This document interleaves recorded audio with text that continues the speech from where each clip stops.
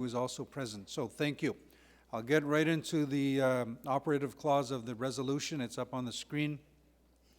It reads, therefore be resolved that the First Nations and Assembly, 1, direct Canada to ensure that funding and other mechanisms related to long-term reform measures regarding child and family services enable First Nations Child and Family Services, FNCFS, agencies and First Nation child and family service providers to deliver services based on substantive equality, best interests of the child that is culturally appropriate and takes into full account the distinct circumstances of their communities. 2, direct Canada to ensure that any interim and long-term reform measures, including the reformed CFS funding approach, do not reduce or disrupt current funding levels and are sufficiently flexible to respect First Nations authorized service providers to deliver child and family services at a level that protects and promotes the best interests of their children in keeping with the principles of sovereignty, inherent jurisdiction, and nation-to-nation building. 3, direct the parties to develop evidence and policy-based options for the long-term reform of Jordan's Principle that will include mechanisms to enable and support self-determination and to return to the Chiefs and Assembly for review and approval. 4, call upon Canada to extend the timeframes for signing the final settlement agreement, FSA, on long-term reform. The First Nations and Assembly must approve the FSA on long-term reform. Next page, 5, call upon Canada to increase funding commitments above the currently allocated $19.807 billion over 5 years and beyond that is needs-based to ensure substantive equality, the best interests of the child, and services that are culturally appropriate and reflective of the distinctive needs and circumstances of individual First Nation communities. 6, direct Canada to fund the Assembly of First Nations National Advisory Committee on First Nations Child and Family Services Program Reform and regional and other technical experts to inform the FSA. 7, Chiefs shall be provided with all available options and related supporting material to ensure First Nations can exercise their free, prior, and informed consent on long-term reforms. 8, ensure that the FSA does not detract from the right of the parties to the current complaint before the CHRT from seeking orders from the tribunal to ensure that all First Nations children, youth, and families will be free from discrimination and its recurrence for all generations to come.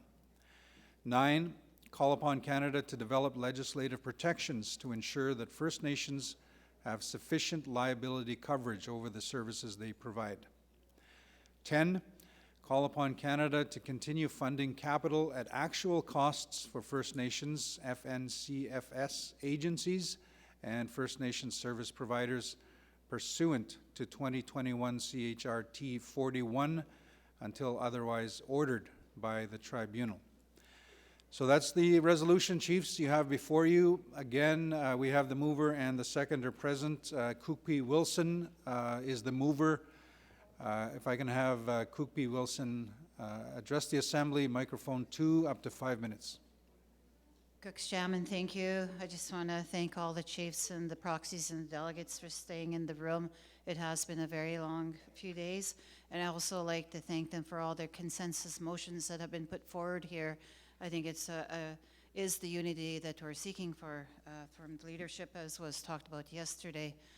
Today, I'd like everyone to stand who has had a child in care, a relative in care, or has been affected in their community by the removal of children in care.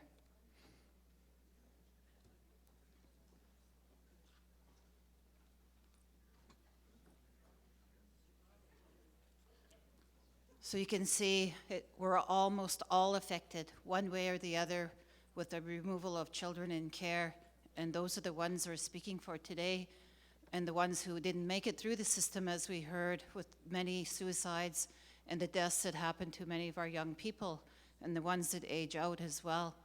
So we worked very hard. I want to thank all all of the movers and seconders, and also the Caring Society with Cindy Blackstock and Mary T.G. And I also like to recognize the ones that I work with in BC, who is Regional Chief Terry T.G. and Cheryl Casimir on our First Nations Leadership Council, who have been working on child and family issues for such a long time. And also Regional Chief Cindy Woodhouse and the AFN group and all of the claimants that worked on all of these issues, especially Jordan Rivers, who December 12th, the anniversary date is, and just a reminder again to get your spirit bears and do ceremonies for your community. Our little spirit bear here witnessed a lot over the last few days for Niskawneth, and our health and wellness team will be working with our kids to get him some clothes and get him a name so that for all the work that he's done, he or she has done, or gender diverse has done in the room. And I just wanted to say Justice Sinclair was very open to working with us and had a really good way of articulating what we were trying to say, and also putting it together that, in a lot of cases we were trying to say the same thing but just a little different. So I think that worked really well with the AFN and the Caring Society and all the technicians and the lawyer advisors that were in the room.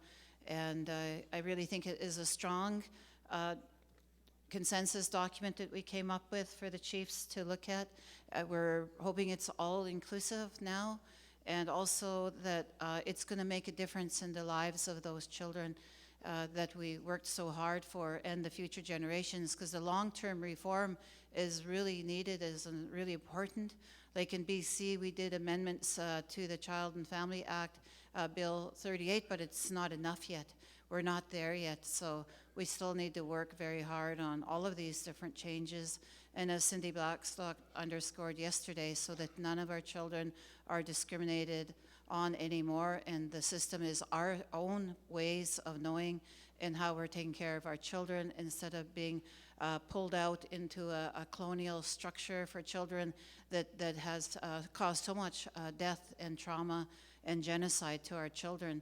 So those are the changes that, with the chiefs, with their support of this resolution, that we're looking towards addressing. And I think this resolution will do it. But again, as Cindy also cautioned, that there's going to be a lot of work on the implementation and the work of when it comes back to the chiefs and assembly, so we can all keep up to date and the important information that's there, and that, as the money is coming, that it gets to the kids and the families where it's supposed to go to.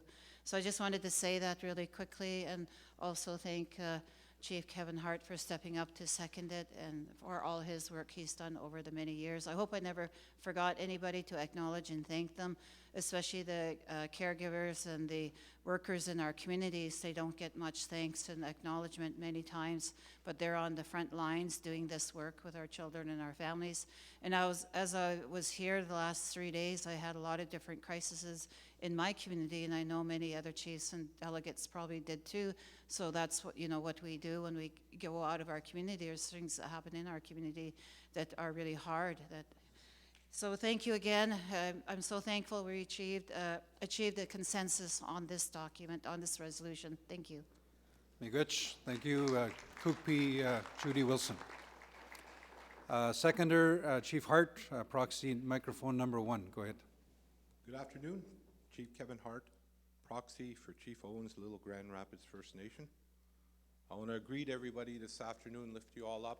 I want to acknowledge our national chief and our executive up on the table there, as well as our youth council, our women's council, and our elders council.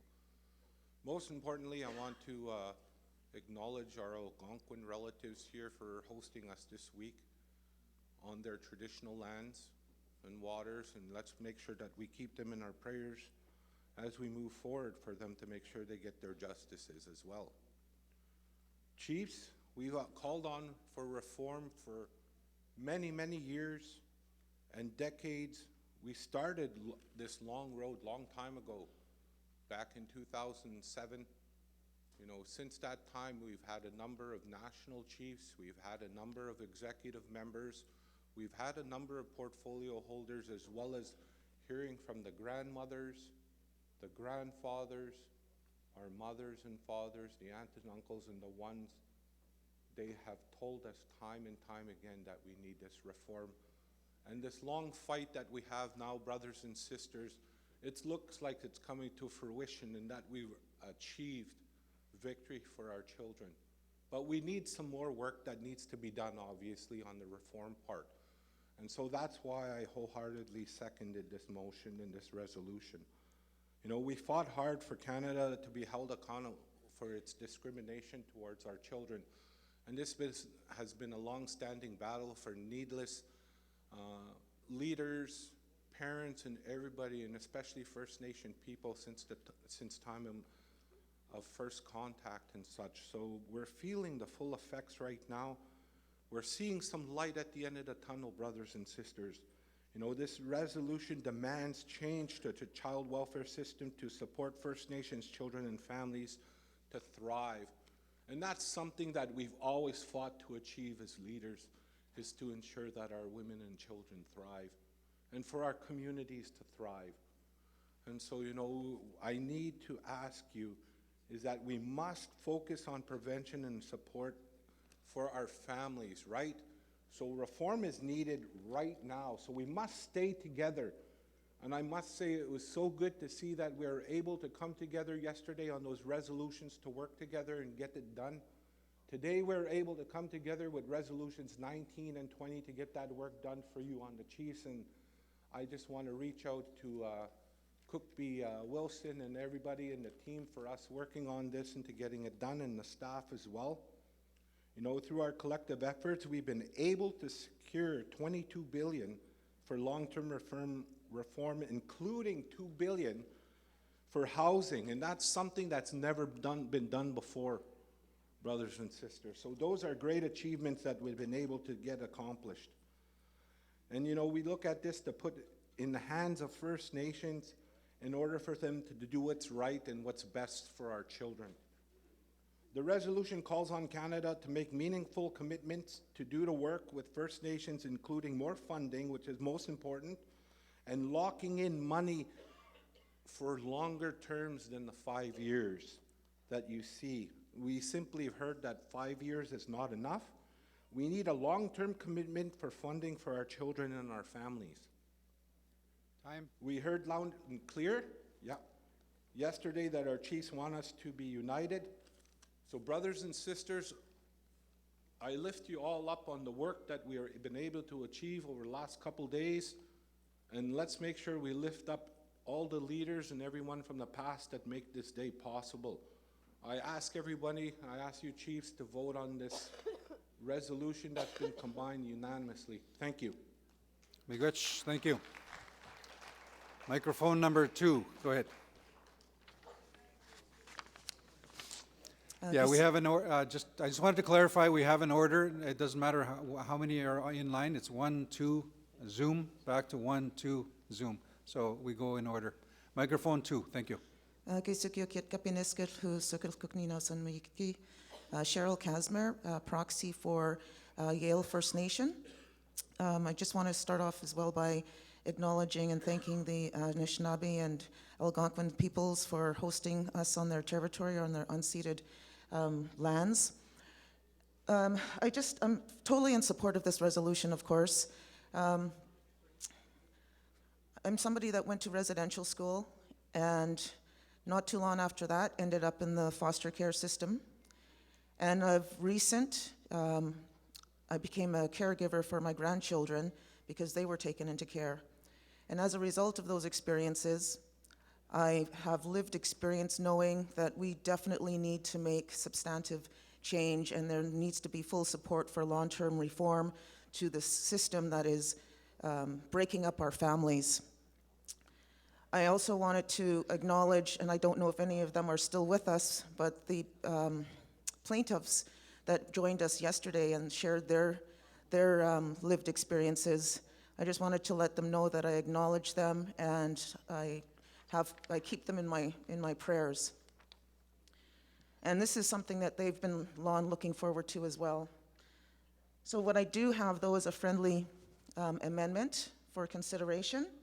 As I was reading through the language, I noted that there is a call for funding, increased funding, specifically in number 1, as well as in number 5 and number 6.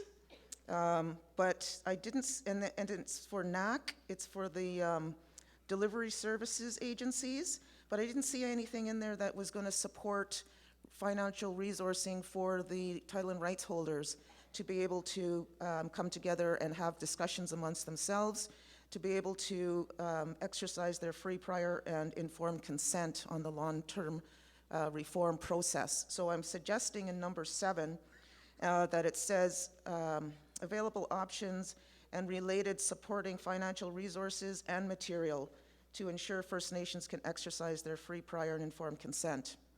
So that's the amendment that I'm seeking.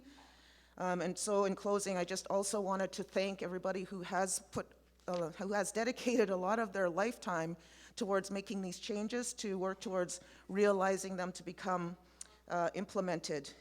In British Columbia, former Chief Wayne Christian, he spent a lot of time working on child and family issues, and wanted to thank him.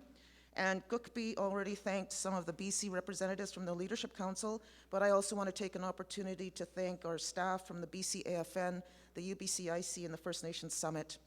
Thank you. Thank you. If I can have you stay up at the microphone. So it's a proposed amendment. I want to make sure the team has, you've got it? Very good. And I'm going to get some help. Oh, I'll use this one.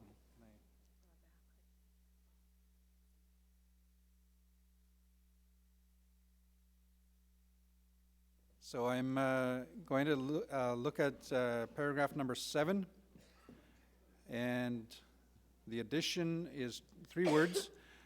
Paragraph 7 would now read, chiefs shall be provided with all available options and related supporting financial resources and materials to ensure First Nations can exercise their free, prior, and informed consent on long-term reforms. Is that the requested amendment? Okay. Mover, Cookby, Wilson. Yes, okay. Seconder? Thank you. So that amendment is incorporated. I see no hands up on microphone 3 on the Zoom, so microphone 1, go ahead. Good afternoon. Chief Vera Mitchell from Poplar River First Nation in Manitoba. I fully support the resolution, and I am not asking for an amendment.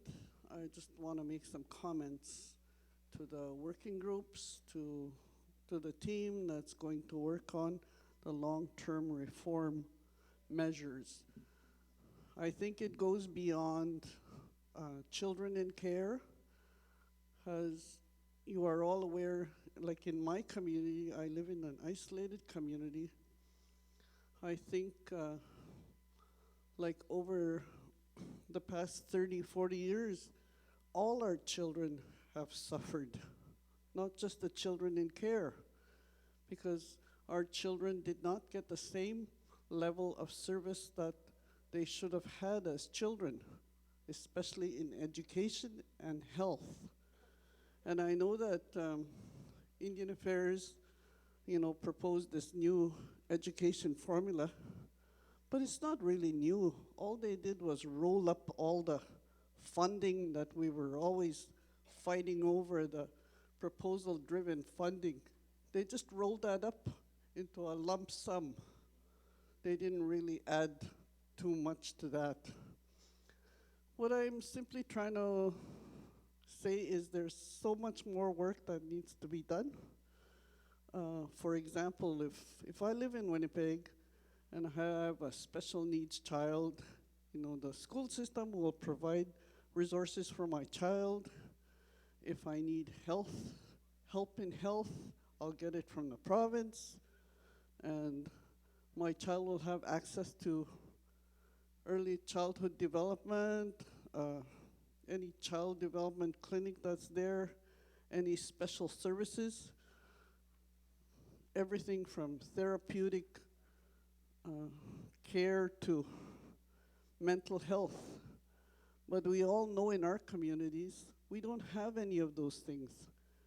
Our schools, most of them that were built in 70s, 80s, they came with something nice like an industrial arts room, a library, and sometimes a home ec room. Today, those classrooms they're built into classrooms. In our library, for example, we had to put a second floor to it to add some more classrooms. So I'm just saying that, when we're talking about reform funding or increased funding, don't forget the education and don't forget the health for all the children in our communities. They all suffered. Thank you. Miigwech, thank you. Microphone number 2, go ahead. Thank you, Mr. Chairman. Just want to say good afternoon. My name is Mark Arkin. I'm the Tribal Chief of the Saskatoon Tribal Council. I'm proxy for Chief Ava Bear of Muscoday First Nation. I have one friendly amendment. I've talked to Chief Judy and Chief Kevin, and I just want to say, first and foremost, just thank you for having us in your territory, and most importantly, thank everybody for all the protocols and all of our chiefs for working together on this important file. Felt a little bit of conflict there at the start, but when people sit down, they come to a positive outcome. And from what I've seen, this assembly is joined for all of our children, and it should be that way for all the things that we do together, because we have the same problems across all of our nations, across Turtle Island. And in saying that, everything that talks about the hardship of what's going on in child welfare, our stance at the Saskatoon Tribal Council is we always focus on a quality of life. Quality of life for all of our children, all of our families, and we've known that hasn't happened since residential schools to current day. And I've asked Chief Judy and our seconder, Chief Hart, no disrespect to the wording that's been happened in 2007, but the word reforms is a colonial word. With their approval, I'd like to see if we can change that to quality of life to the First Nations Children and Family Services Program in Jordan's Principle. Thank you. Thank you. So just if you can stay at the microphone, which paragraph is that listed in?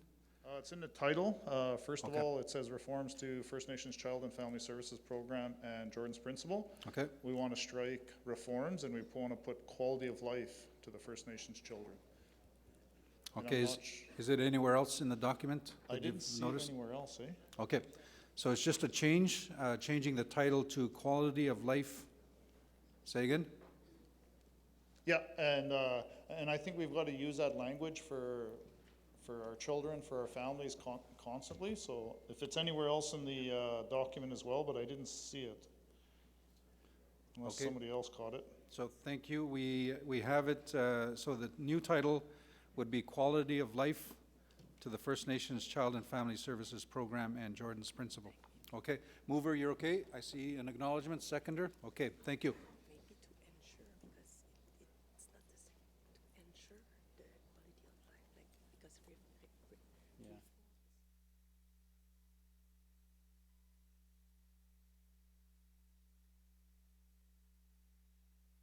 We're just looking at the title, looking at it, Quality of Life to the First Nations. I don't know if you were talking about, sorry, where did the proxy go?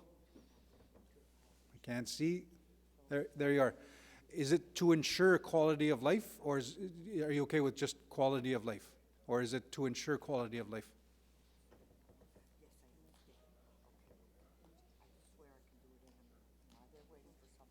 Yeah, so I kind of agree with you because we want it to be long-term, like, they say long-term, but we wanted to make sure funding doesn't run out for futures and everything else, so I would agree with you to ensure quality of life. So it would be to ensure quality of life to the First Nations, and then the Yes. rest stays, okay. Chief Could we, Chief Judy's okay with that? Wilson, okay, thank you.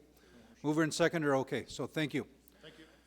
Miigwech, so I don't see anybody else at the microphone 1 or 2. I'm looking on Zoom. I don't see any hands up on Zoom. Oh, I thought I saw a chief going up to microphone 2 there. So with that, I'm going to ask the poll to be opened on Zoom. Please open the poll on Zoom, and the poll is open. So if you're on Zoom, you can vote in the room. The resolution is before you, resolution number 19 and 20. Is there any opposition to the draft resolution? Any opposition? I see none. Any abstentions? Any abstentions? And we have our staff having a look. None. Thank you. So if I can have the polls closed, please, on Zoom. And again, we do acknowledge you on Zoom. A lot of participants joining, and they're, again, dedicated, making sure they're on participating. We will close the poll, and the poll is closed. So with that, I see no opposition, no abstentions. Chiefs, resolution is carried. Miigwech. Thank you. And we're just going to have a quick huddle. Next agenda item was, 1 second.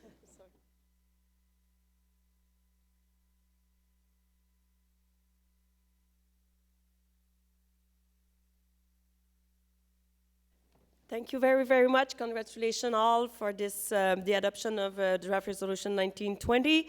And I will now turn the floor over quickly to Regional Chief here that has an important announcement to make. So I turn the floor over to you. Thank you. Thank you, Chair. My name is Regional Chief Joanna Bernard. Just a quick announcement. In December 2021, Chiefs in Assembly passed a resolution to establish a 2S LGBTQIA+ Council and made a commitment for the creation of a Two-Spirit Council at the AFN titled Resolution 15-2021. The purpose of this council is to create a safe space for the voices, histories, perceptions, and political and social aspirations and contributions of the 2SL LGBTQIA+ peoples by creating the council as a new principal organization of the organ of the AFN. Voices of all perceptions, including the 2S people, youth, must be included in all the decision-making at all levels. We just held our second working group this afternoon with 6 appointees that have been named. Oren from BC, Marcel from Manitoba, John from Nova Scotia, Chief Alan Polchis from New Brunswick, Colleen from Northwest Territories, and Dion from the Yukon. We are still waiting on 5 regions. We're waiting on Alberta, Saskatchewan, Ontario, Quebec, and PEI to name their appointees. Once these 11 appointees have, we will be having an inaugurated meeting. The hope is to have this inaugurated meeting during the spring of the Special Chiefs Assembly on April the 4th, 5th, and 6th. A call for applicants template was sent out to each region in August of 2022, and we will be circulating again to assist the regions in appointing their person. Creating space at the AFN Special Chiefs Assembly gathering for the 2S LGBTQIA+ Council to influence the passing of resolutions and to promote healthy and respectful environments for the 2S community. I am inviting all regional chiefs to provide their 2S council appointees at your earliest convenience. To assist with this, you can call Casey at the special, she is the special projects advisor to the national chief. And we will be emailing the vacant regions a call for applications template to be distributed, and if anyone has questions, she is available to answer them. Walawan. Thank you very, very much, Regional Chief Bernard, and thank you for your expedite announcement. Okay, now, I have something to propose. Here's the plan. We will now it's 2:30. We have 15 minutes right now to deal with the last emergency, the last resolution of the day. We could deal right now with the emergency draft resolution number 3.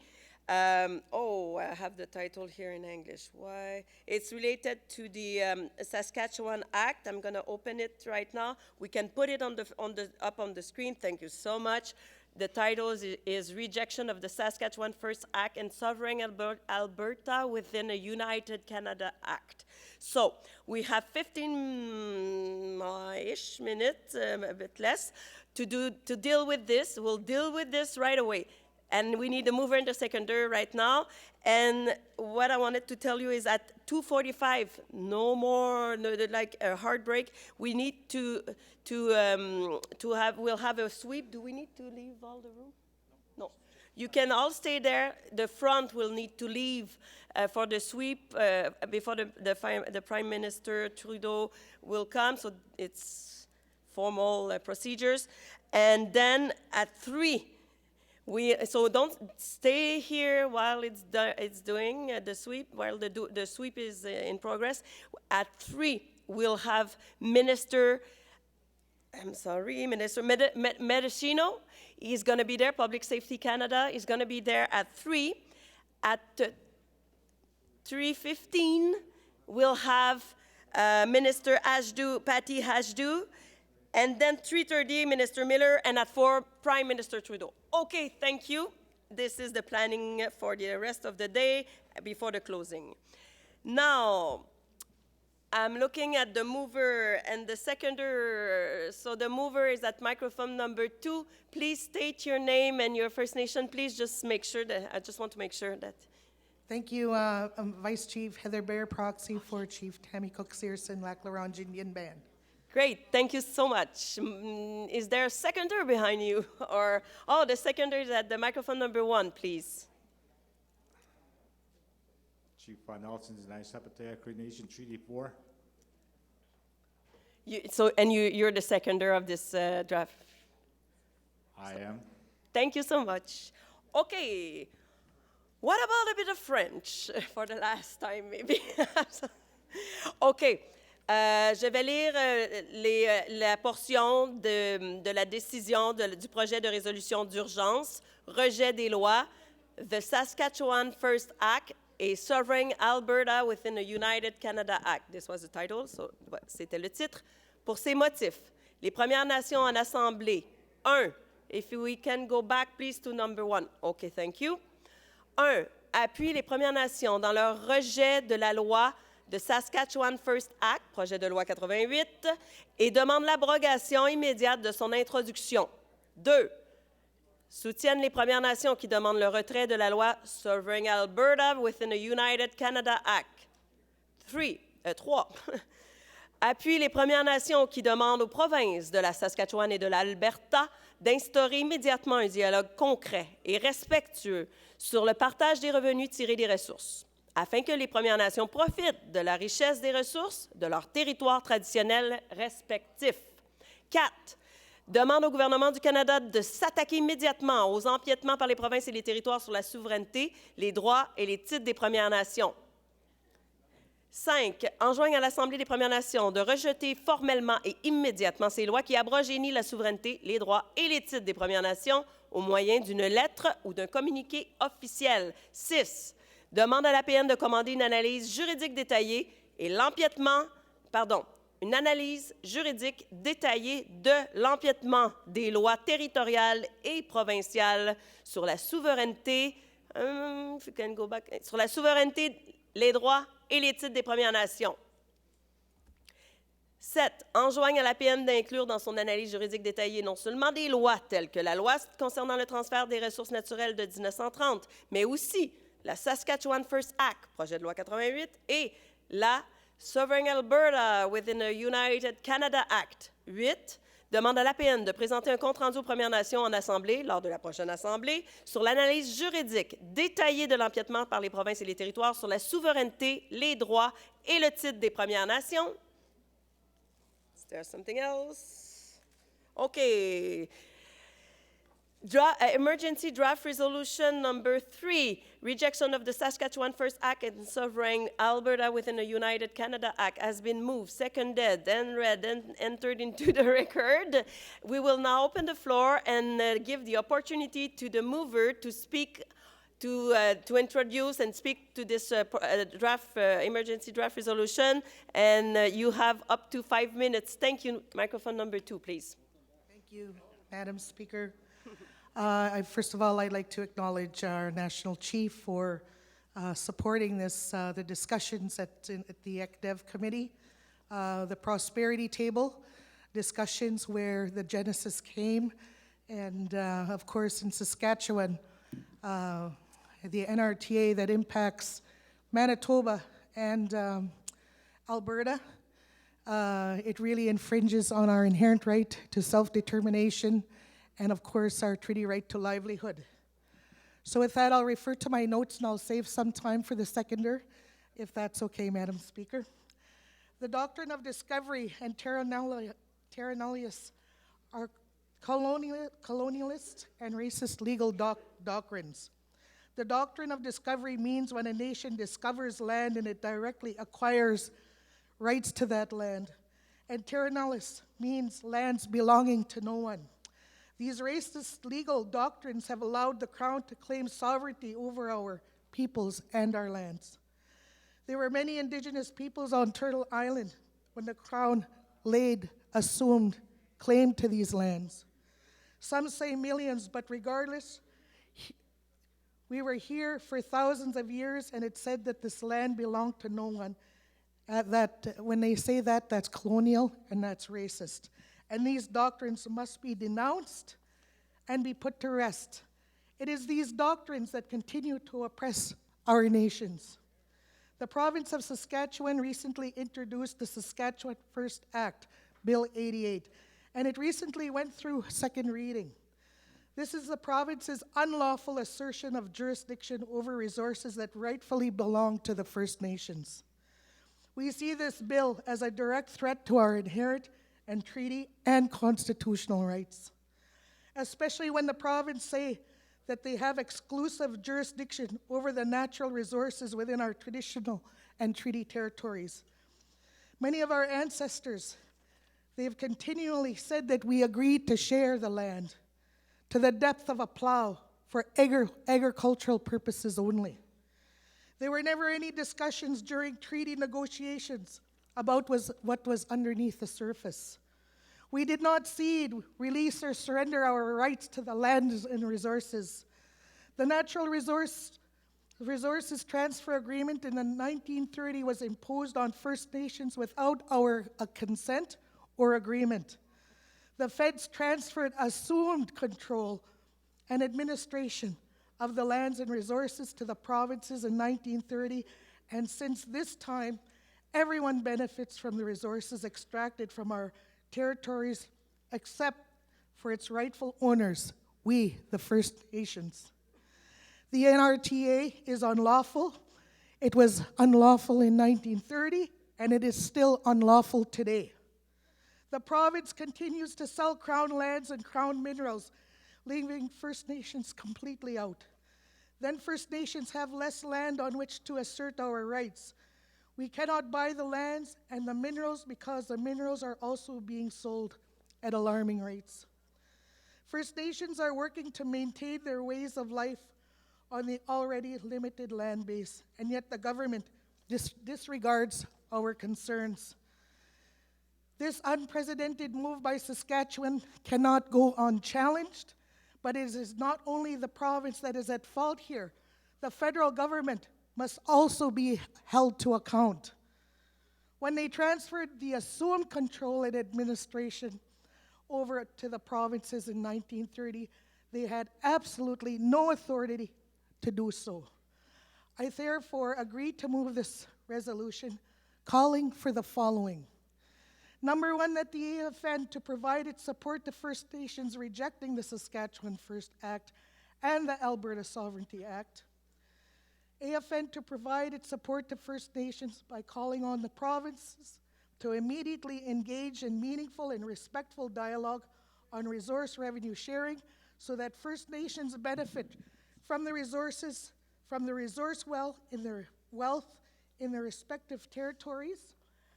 And we call on the federal government to deal with the provinces for encroaching on First Nations inherent and treaty and constitutional rights.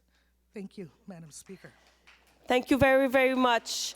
Okay, this was, we heard the mover. Before anything else, I just want to let you know something very important. We are 2 minutes before 2:45. So what I propose, you can object. It's just a suggestion. But if you want to deal with this draft resolution emergency draft resolution number 3, if we want to deal with this, finish this today, we need to go to the vote right now, because we all have, we've been ordered to leave the stage at 2:40 for the sweep. So I'm there for you. If you want to have this emergency draft resolution voted, seconder, you agree with that? I see a big thumbs up. Thank you, microphone number 1. If I see chiefs at the microphone going to their place, I will understand that you're okay to go to the vote. Otherwise, I will assume there is an opposition. Please, microphone number 1, please, but we need to go right now to the vote. Microphone number 1. Well, you took 4 minutes of my thing. I was just going to say I second it, and I want somebody to call question right away, because our treaties, our treaty for territory is cross-border. Thank you so much.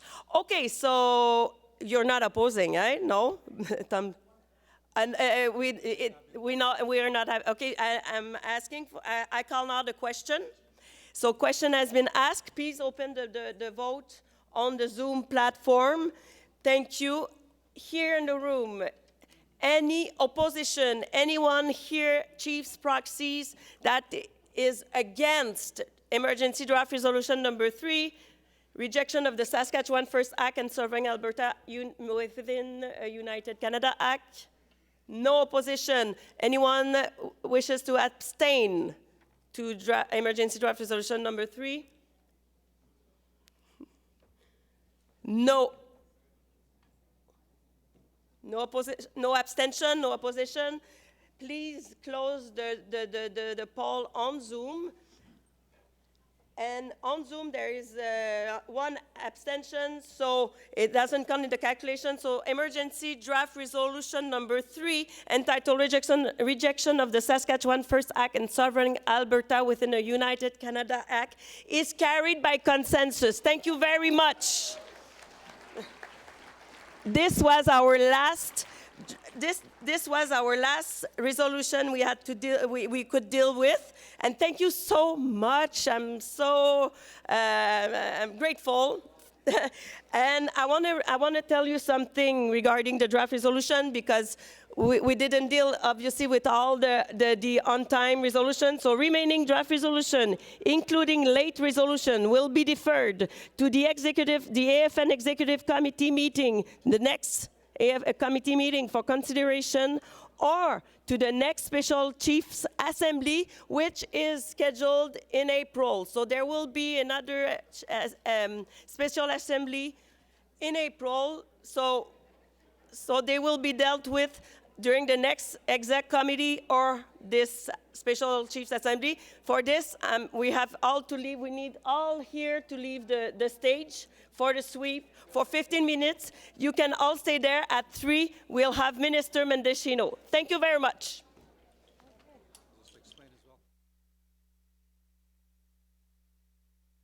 Microphone, please. So please stay in the room. We have to get off the stage. As my colleague Weena explained, we are doing an RCMP sweep in preparation for the Prime Minister being here. You may see a police dog here. Don't worry about it. But they've asked us off the stage for 15 minutes. We want to get started right at 3 o'clock. We've got 3 ministers and then the Prime Minister, and so they will be shorter presentations to deal with all of them. So we'll be right back, but don't go far. We'll resume right at 3. Miigwech.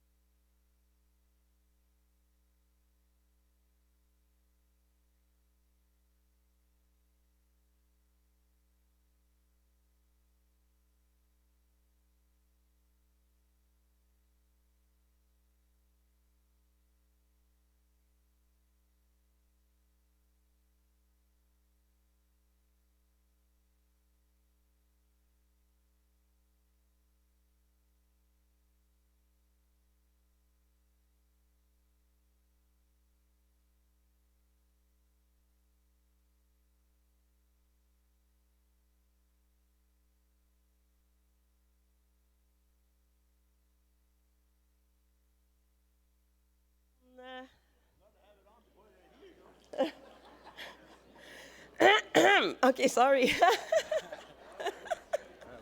Still me? Do them one at a time.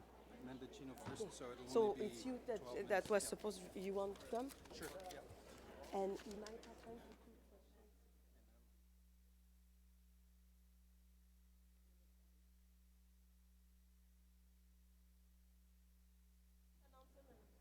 Very good. So we are back. We've had the sweep. Everything's good on stage, so we'd like to resume.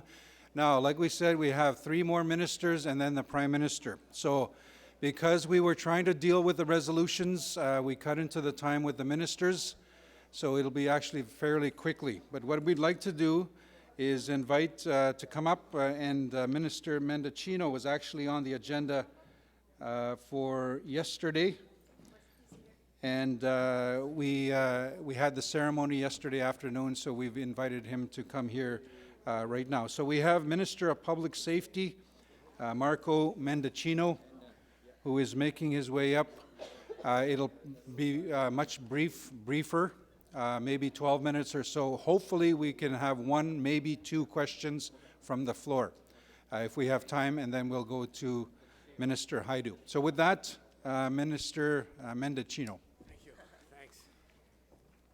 Hello. Good afternoon. Bon après-midi, and Kwe. As we begin, I would like to acknowledge that I am pleased to be joining you today on the traditional territory of the Algonquin Anishinaabe people. And I also want to begin with a sincere expression of gratitude to all of the elders, the regional chiefs and chiefs in the room today, as well as, of course, National Chief Archibald for the invitation. It is indeed a very special honor to be joining you for the Special Chiefs Assembly. C'est un honneur de me joindre à votre Assemblée spéciale de chefs. Au cours des derniers jours, j'ai eu le privilège de rencontrer beaucoup d'entre vous. Dans bien de cas, il s'agissait de poursuivre les conversations que nous avons entamées sur votre territoire au cours de la dernière année. I have some prepared remarks, which I'm going to come to, but before I move into them, I would like to just say how grateful I am, in addition to acknowledging the elders, the chiefs up here, to all of you for welcoming me into your conversations this week, into your communities over the last number of months. I think that in addition to talking about the substance of the way in which we are moving forward with reconciliation and public safety and protecting Indigenous peoples, and the way that we are doing that through a wide range of initiatives, that at first we talk about why we need to do this work. And as I reflect about the disproportionate overrepresentation of Indigenous peoples in our federal incarceration facilities, when I think about the disproportionate number of Indigenous peoples who are victims of violent crime, the high number of Indigenous peoples that have been victimized by gun violence, and the disproportionate number of Indigenous peoples who, for those very reasons, lack confidence in our law enforcement. It is imperative now more than ever that we continue to press forward with reforms in a way that is respectful of reconciliation. And it is painfully clear to me from the conversations that I've had, the visits to James Smith Cree Nation, being able to meet face-to-face with the families of the victims, and indeed the victims and the survivors themselves, what is at stake. If we don't change the way we approach the reforms that are necessary to our institutions and law enforcement, we will be condemned to repeat history.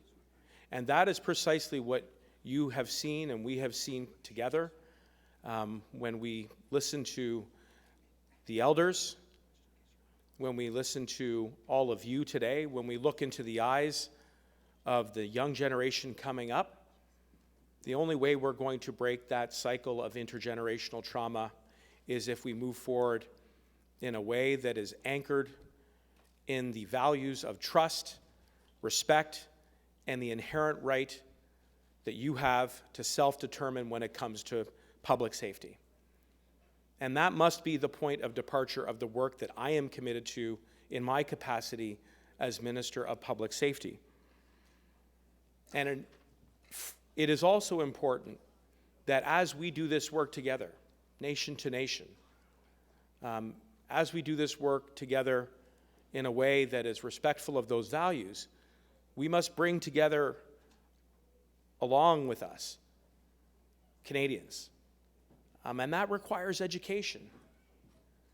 For Canadians, reconciliation is seen through the lens of tragedy, often, through residential schools, through MMIWG,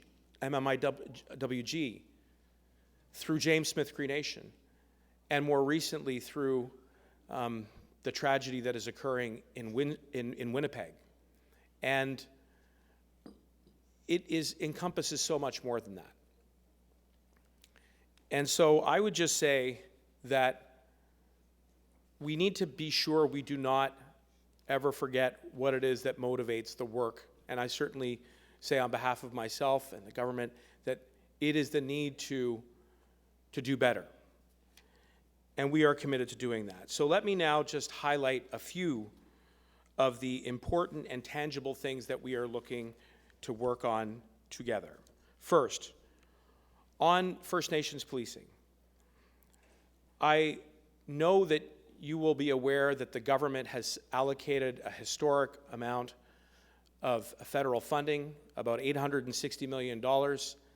We are accelerating the rolling out of those funds directly into your communities.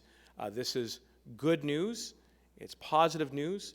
But I want to acknowledge to you that as we transition away from a programs-based approach to a co-developed legislative approach that recognizes that Indigenous policing is an essential service, that we will need more.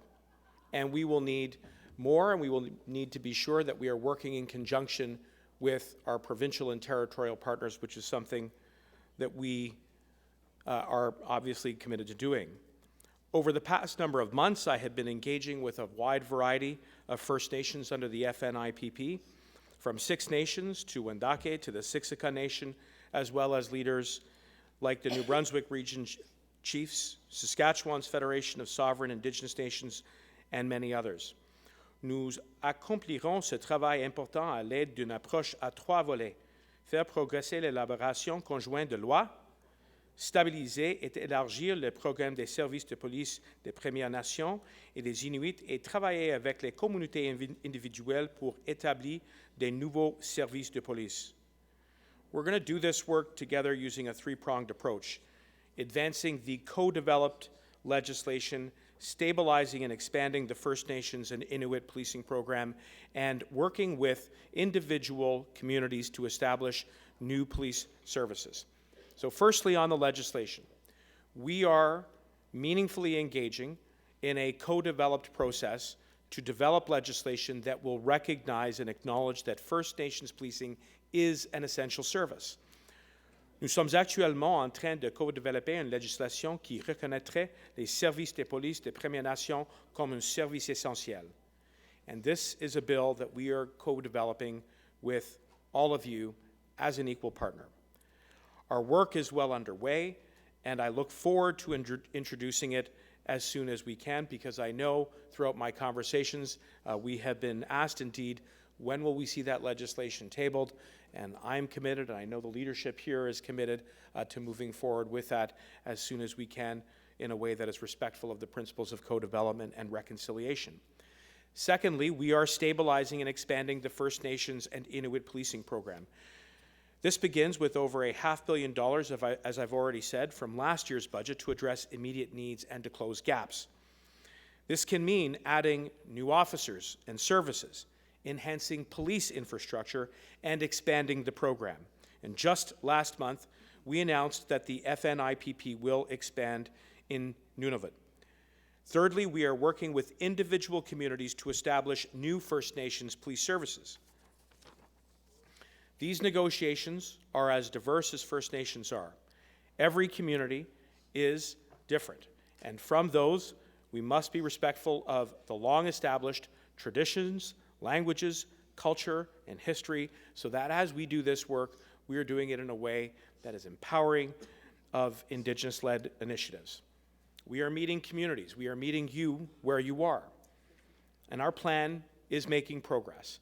Last month, we announced the creation of a new self-administered force for the Siksika Nation for the first new First Nations police service in 14 years, which indeed is positive, but we need to do more of that with all of you. While policing attracts the most attention, work on Indigenous-led approaches to public safety is underway across the public safety portfolio. And when it comes to corrections, the harsh reality is that Canada's prisons do not look like Canada's population. Indigenous people account for more than 1/4 of all inmates, and for women, it's half. And in some regions, it's even as high as 80 to 90%. There are myriad causes, from systemic racism to the painful legacies of violence, neglect, and colonialism. And this is simply unacceptable. And we're going to do something about it. La surreprésentation de peuples autochtones dans les prisons canadiennes est tout simplement inacceptable. Earlier this year, I issued a new mandate letter to Commissioner Kelly of the Correctional Services of Canada. In particular, I have instructed her to create a new position of Deputy Commissioner for Indigenous Corrections, a direct response to the calls for justice from Canada's National Inquiry into Missing and Murdered Indigenous Women and Girls. This role will ensure appropriate attention and accountability for Indigenous issues and address overrepresentation. And finally, we're expanding culturally appropriate programming, and in particular, I want to note the expansion of Healing Lodges, which incorporates Indigenous values and traditions from teachings to elders to time in nature. Before I leave you today, I want to touch upon a few other areas of progress. When it comes to the border, we know that you were here before it was. And in June, I joined the annual meeting of the Jay Treaty Border Alliance in Windsor, meeting leaders from both sides of that line. And this fall, we convened the first meeting of the Jay Treaty Working Group. Supporting Indigenous-led approaches to the public safety portfolio means supporting great work on the ground. And that's why the $250 million Building Safer Communities Fund indeed does prioritize Indigenous communities so that we can prevent crime and harm before it starts. A portion of this funding will continue to be rolled out to communities, and last summer I had the privilege of joining Chief Day and others at Six Nations to announce the first agreement supporting programs that help those who are at most risk to make the right choices and choose the right path. And finally, we continue to participate in important fora like the tripartite justice tables for FPT ministers' forums and others. There is so much more work to do, but I am very grateful again for the opportunity to have met with you this week, to have been able to address this assembly, and of course to be able to continue to do these reforms so that we can walk that path of reconciliation together. Thank you. Merci. Miigwech. Thank you. We're open for one question. Yes. Thank you very much, Minister Mendicino. I was going to take one question. Chiefs, we have 3 ministers and the Prime Minister at 4 o'clock. We were behind because of important agenda items. So I was going to take one, but I've seen 2. We're together? Okay, so I'll give you 3 minutes between the 2 of you, and then I'll get a response, and then we'll go to the next minister. So if you can restart the timer, please. Microphone number 1, go ahead. Thank you, Mr. Chair. My name's Deborah Baker, and I'm proxy for Nechanath Indian Band, Copeak's Judy Wilson, who had to leave. And so thank you, Minister, for being here. I think you just met my son, Cal Salem, earlier, and I saw a picture. Oh, good. But what I really wanted to say to you is one of our chiefs earlier talked about reform and to change the language to quality of life for all people, especially for our Indigenous people here in Canada. The second thing I wanted to mention is we do not feel safe in our communities or in any city in Canada. We feel that we could be a target, which happened to my dear friend Laura when her son was shot by 3 RCMP officers in Campbell River. His name is Jared Londes, and his aunt is sitting right here, Gladys. On that note, Mr. Minister, I would like to turn it over to our respected leader, Indigenous leader here at the forum, Penny Kerrigan, OSIAM. Hi, I'm Penny Kerrigan, and I'm proxy for Duffy Edgars, our chief counselor in Old Masset. How is the Department of Public Safety engaging Indigenous women, particularly matriarchs and grassroots title holders, on the implementation of UNDRIP, especially in light of the serial killings in Winnipeg and the suspected hot capping of Indigenous women in the downtown east side, where this continues to happen uninvestigated? And hot capping is the intentional injection of illegal drugs into a woman. And we're talking about 13-year-old girls that are dying of drugs, elders that never did drugs. Like last week, one died and was a worker at the Aboriginal Mother Center that never did drugs and was found dead last Saturday. Yeah. And there was no investigation, and there will be no investigation to her death. So that's my question.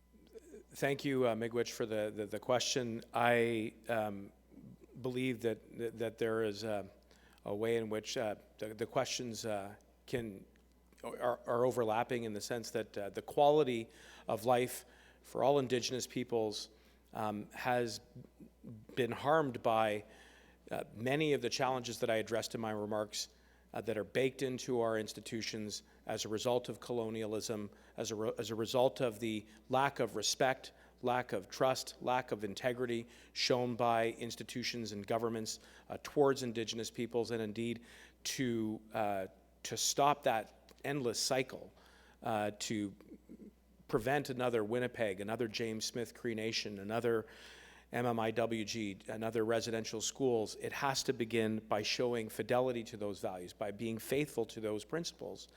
And part of that means listening to and working with elders and Indigenous women elders who have the knowledge, one of the things that I hear in my conversations all the time is, Minister, we know our communities. We know where the challenges are.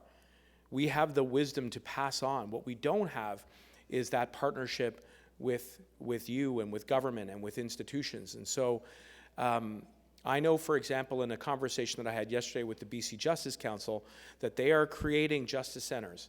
And that is a testament to the leadership that we see on the ground. I think we need to, again, meet you where you are, be flexible, be agile, inquire into how we can create safe, inclusive spaces where we can educate, where we can prevent, where we can show respect towards Indigenous language and culture and history and tradition and pass that on. And I think that is the way in which, we stop this endless cycle of trauma and loss. And that's precisely what I'm committed to doing with you. It takes a lot of different forms. And there are a lot of different vehicles through which we're providing that support to you, the FNIPP, the process of co-developing legislation. I didn't mention it in my remarks, but the creation of a piece of legislation in C20 that will ensure that there's more civilian review and oversight of the RCMP and the CBSA, so that there can be that confidence and trust. Thank you for the question, Miigwech. Thank you very much, Chiefs. Minister Mark Mendicino, of course, is Minister of Public Safety Canada. And I'm going to ask Minister Mendicino over on the side. We have a gift from National Chief Roseanne Archibald. So, miigwech, thank you. We'll go over to the next minister. Thank you, Adam. Thank you, Minister Mendicino. So now I would like to invite the Minister Aïdou, l'honorable ministre Patty Aïdou, la ministre des Services autochtones Canada, qui sera avec nous pour 15 minutes environ. Alors, on prendra possiblement une question aussi, one question for this period of time. So thank you very much. Minister Aïdou, I please invite you to come and join us on the podium. Thank you.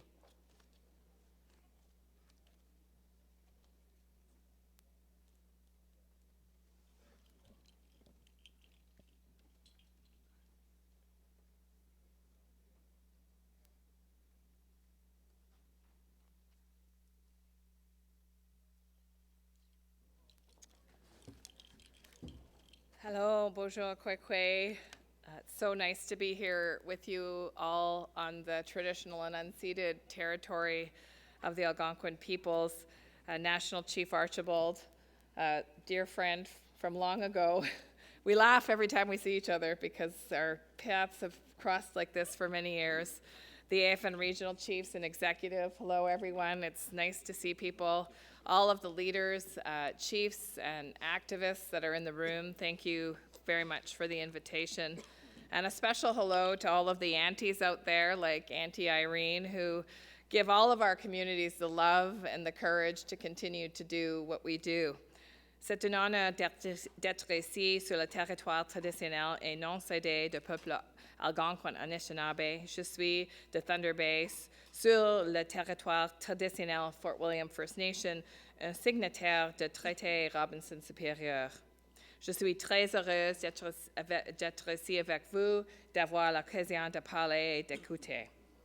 It's a big, big week, and I have to say it's been incredibly wonderful to gather in person again, to listen, to act, to push together on the huge mountain of work ahead. It's also a time to share our grief and our rage at the murders of yet another 4 Indigenous women in Winnipeg.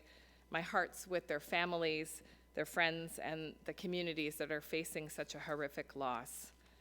It shows us that the toxic blend of patriarchy, colonialism, and racism that's still so alive in this country continues to be Indigenous women and girls that bear the brunt of a society that undermines the value of the lives of those Indigenous women and girls. We've done work together on changing systems across all jurisdictions, but I can tell you, as a woman, a mother, a daughter, myself, I can say that it's not been fast enough. All forms of racism are forms of violence, and interpersonal racist and violent acts can't be separated from systemic and institutionalized racism and discrimination. When institutions are racist and discriminatory, it's an implicit endorsement of interpersonal racism. And that's why I take this role so seriously, and why I will always fight for equity and transformation of laws that entrench the tools of self-determination. Canada should not have to be forced to do the right thing through legal action, although that has been an effective, if not lengthy, path.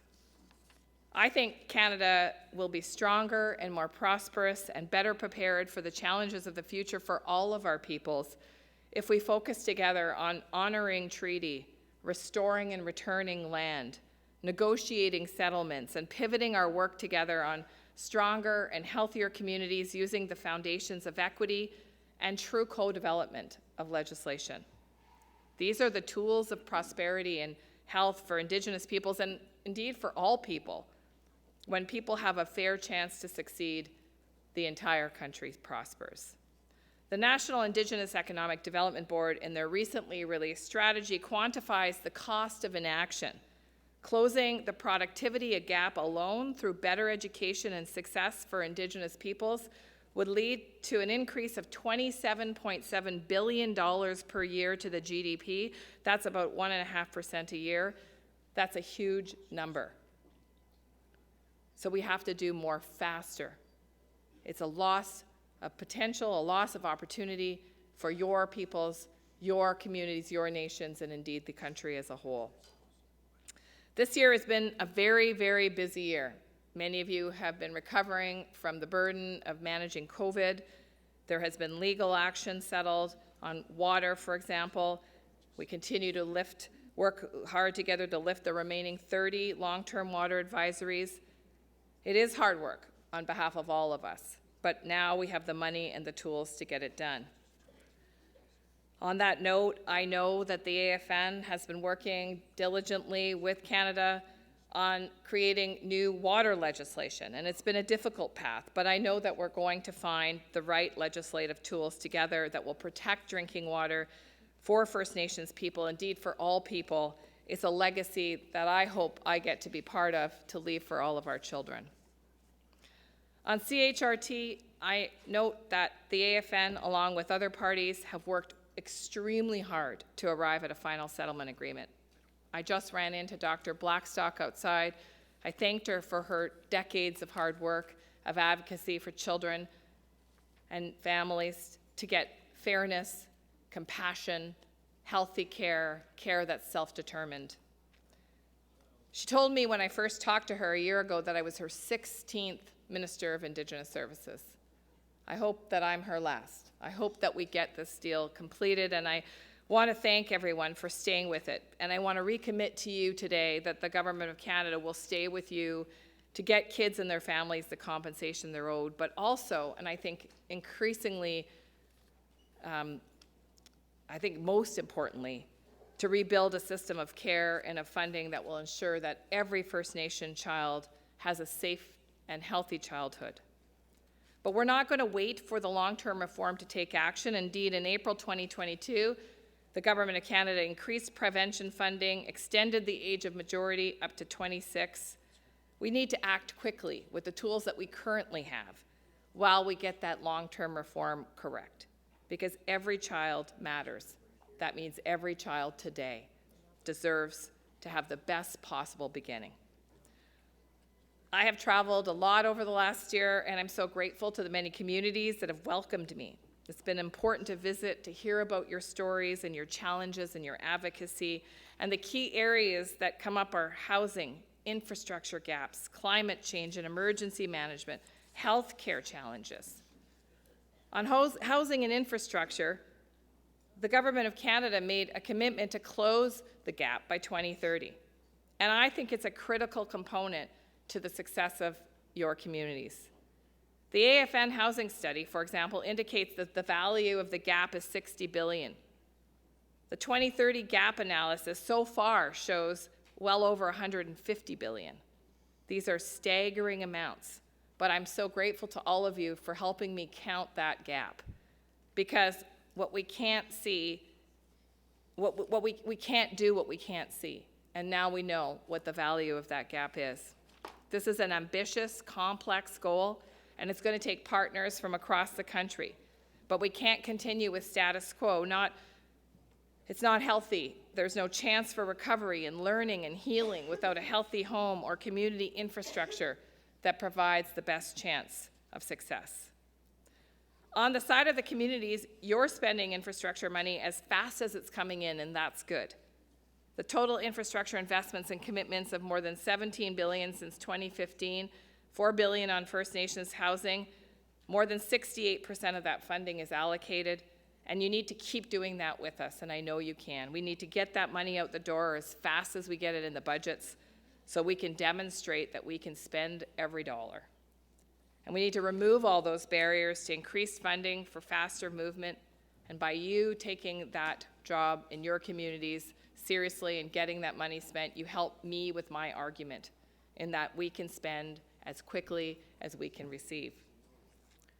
And it's not just about spending, it's about good infrastructure. It's about building in a way that's sustainable and that will last generations. And I know that you have many ideas on how we transform infrastructure, and I'm listening. I'll continue to advocate for your community's needs and the resources and the flexibility to build the communities that your members envision. Many good things also happened last year. In March, Wapsimaang Independent Nations signed a tripartite coordination agreement with Canada and with Ontario on child and family services that was the first in Ontario, the second in Canada. Cet été, à Kahnawake, nous avons signé une nouvelle entente régionale sur l'éducation de 1,1 milliard de dollars avec 22 Premières Nations du Québec.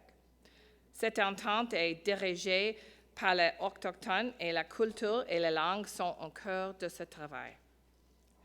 This fall, the Atlantic First Nations Water Authority Service Transfer Agreement is supporting up to 17 communities to continue to access and to build forward a future with clean water. It's the first Indigenous water utility in Canada. Water operators, resources, and capacity will be strengthened, and it's a potential model for regional support of clean water that could be emulated across the country. The Senac housing developments on Squamish First Nation land in Vancouver, I had the honor of witnessing this ceremony. This is an Indigenous-owned project with up to 6,000 units of housing that will be built in downtown Vancouver, Indigenous-led, Indigenous-owned, an example of a solution to a long-standing problem and led by Indigenous people who have lived there since time immemorial. Health systems navigators and ombuds roles in Saskatchewan, new power for Indigenous people to transform healthcare, to advocate for equity in healthcare services. We're just getting started. We have so much more to do. And urban renewal and focus on Indigenous peoples in urban settings. The renewal of Indigenous friendship centers. I know allies to many of you who do the work of supporting people in urban centers that are from your communities. Women's shelters in urban settings to make sure that when women do find themselves in the heart of Vancouver, there's places like Velma's House to help them pick up the pieces and stay safer. Ce ne sont que quelques exemples, car il y a tellement d'autres choses formidables qui se passent et des efforts de l'ensemble du gouvernement aussi, pas seulement de service aux Autochtones Canada. Economic development work and unlocking self-determination. This is really, I think, the future for Indigenous communities.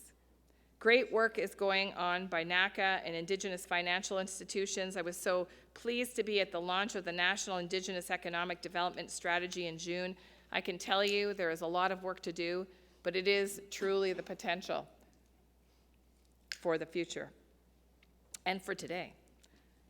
New Indigenous trade agreements are in place with IPETCA. This gives Indigenous-owned businesses new growth opportunities. There's new partnerships springing up, like Bitagong and Marathon in my own riding of Thunder Bay Superior North, two communities that typically had had a lot of contentious relationships who have come together over the last 7 years and have secured the approval of Generation Mine.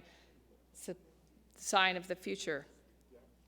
And even yesterday, the $800+ million announced by Prime Minister Trudeau and Environment Canada to support Indigenous-led conservation efforts in 3 key regions. You have always known this land, and your knowledge is invaluable in protecting it for the future generations. So I'll end with this. Reconciliation is a process, but I don't think it can be defined by the colonizer. It's rather the people who are rebuilding the culture and community, and sometimes it's hard to see progress when disparities continue. I think we're on the right path, but we all have to continue to push ourselves in our positions to ask, are we doing our best? Are we fighting our hardest? Are there new tools? Can we think of different ways of doing things so we can solve these problems for once and for all? I do that every day, and I am so honored to do it with you. I'm grateful for the mentorship that you've shown me. Je vous remercie pour tout votre travail et votre plaidoyer. J'attends avec impatience la prochaine année qui nous attend. Miigwech, merci. Thank you. Thank you very much. Thank you very much. No time for questions. Okay, thank you. I will explain. Okay. This is yours. Thank you very, very much. L'honorable ministre Patty Hajdu, ministre des Services Autochtones Canada. And I'm really sorry we have the closing at 4:30 and we still have one minister, Minister Mark Miller, and I see him just over there.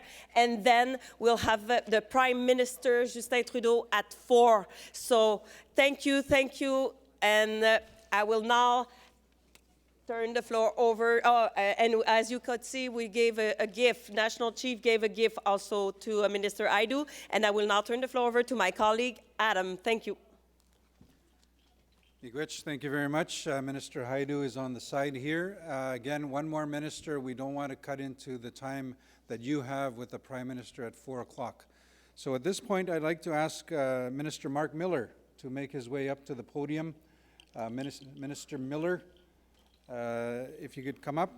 Of course, Minister Miller is Minister of Crown Indigenous Relations.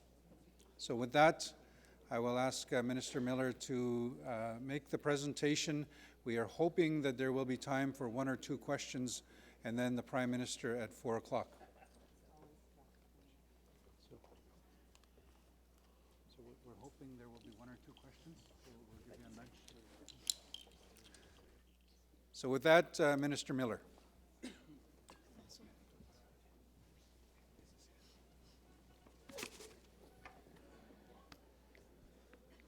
Thank you for the introduction, Kwekwe.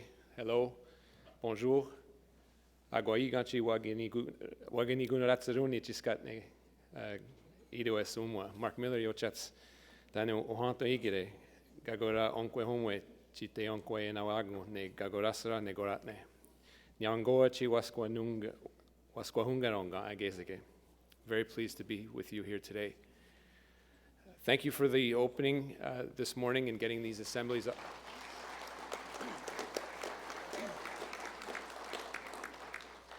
That was a reminder, I got to keep practicing.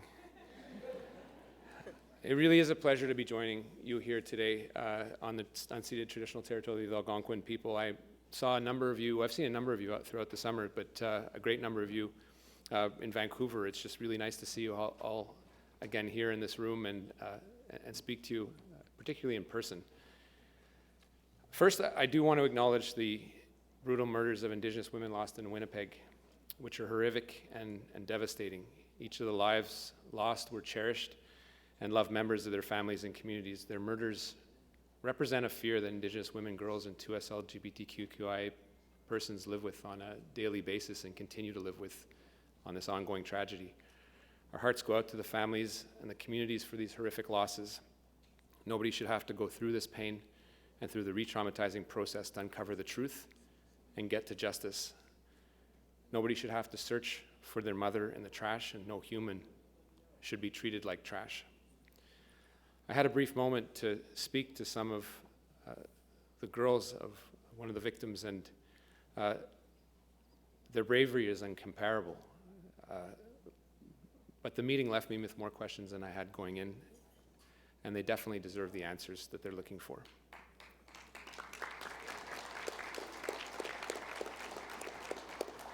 I do want to take the time to acknowledge the work that AFN is doing, particularly the Women's Council, to develop the Breathing Life into calls to action, into the Calls for Justice report, which is, as you know, part of the broader 2021 National Action Plan on Missing and Murdered Indigenous Women, Girls, and Two-Spirit Plus Peoples. Nous continuerons d'être des alliés en abordant cette crise nationale et en travaillant avec vous et vos communautés pour trouver des solutions pour soutenir la guérison et la justice. À cette fin, nous continuons de travailler pour mettre en œuvre le plan d'action national et de répondre aux appels à la justice de la Commission nationale d'enquête. Il s'agit d'un effort pan-canadien et le ministère des Relations couronnes autochtones contribue à la réponse du gouvernement fédéral par le biais de nouveaux programmes, initiatives, comme ceux que nous avons lancés dans le cadre du budget 2021. Comme le souligne l'appel à la justice 2.3 spécifiquement, il est essentiel d'investir dans des espaces culturels pour s'attaquer aux causes profondes de la violence à l'égard des femmes, des filles et des personnes de genres différents autochtones. I acknowledge that more cultural and safe spaces specifically need to remain funded in communities. The Cultural Spaces and Indigenous Communities program generated an overwhelming response over the last year with more than 340 applications received for over $950 million of cumulative funded requests. With an envelope of just a little over 100 million over 2 years, this program is currently significantly oversubscribed. The 65 projects that have been approved and announced over the last year are important and will help keep people safe. Sadly, I won't stand in here in front of you today and pretend that these, had they been in place, would have saved those 4 women. But I do know that the work you're doing in implementing and building those structures will have a safe space for people for years to come. The level of response and the incredible breadth of vision shown in each proposal has given our department in particular a better idea of the scale of cultural spaces needed, and will continue focusing on our efforts in bridging Indigenous infrastructure gaps as per the Government of Canada's commitment. To ensure we continue advancing progress, in January I'm convening a meeting between Indigenous partners and the federal, provincial, and territorial governments on missing and murdered Indigenous women, girls, and Two-Spirit Plus people. We welcome the AFN's participation in this meeting, and I know our teams are already in close communication on this. It's an opportunity to form stronger relationship between all levels of government, highlight the great work that partners, and discuss the way forward to achieve concrete results, which is something we all want to see.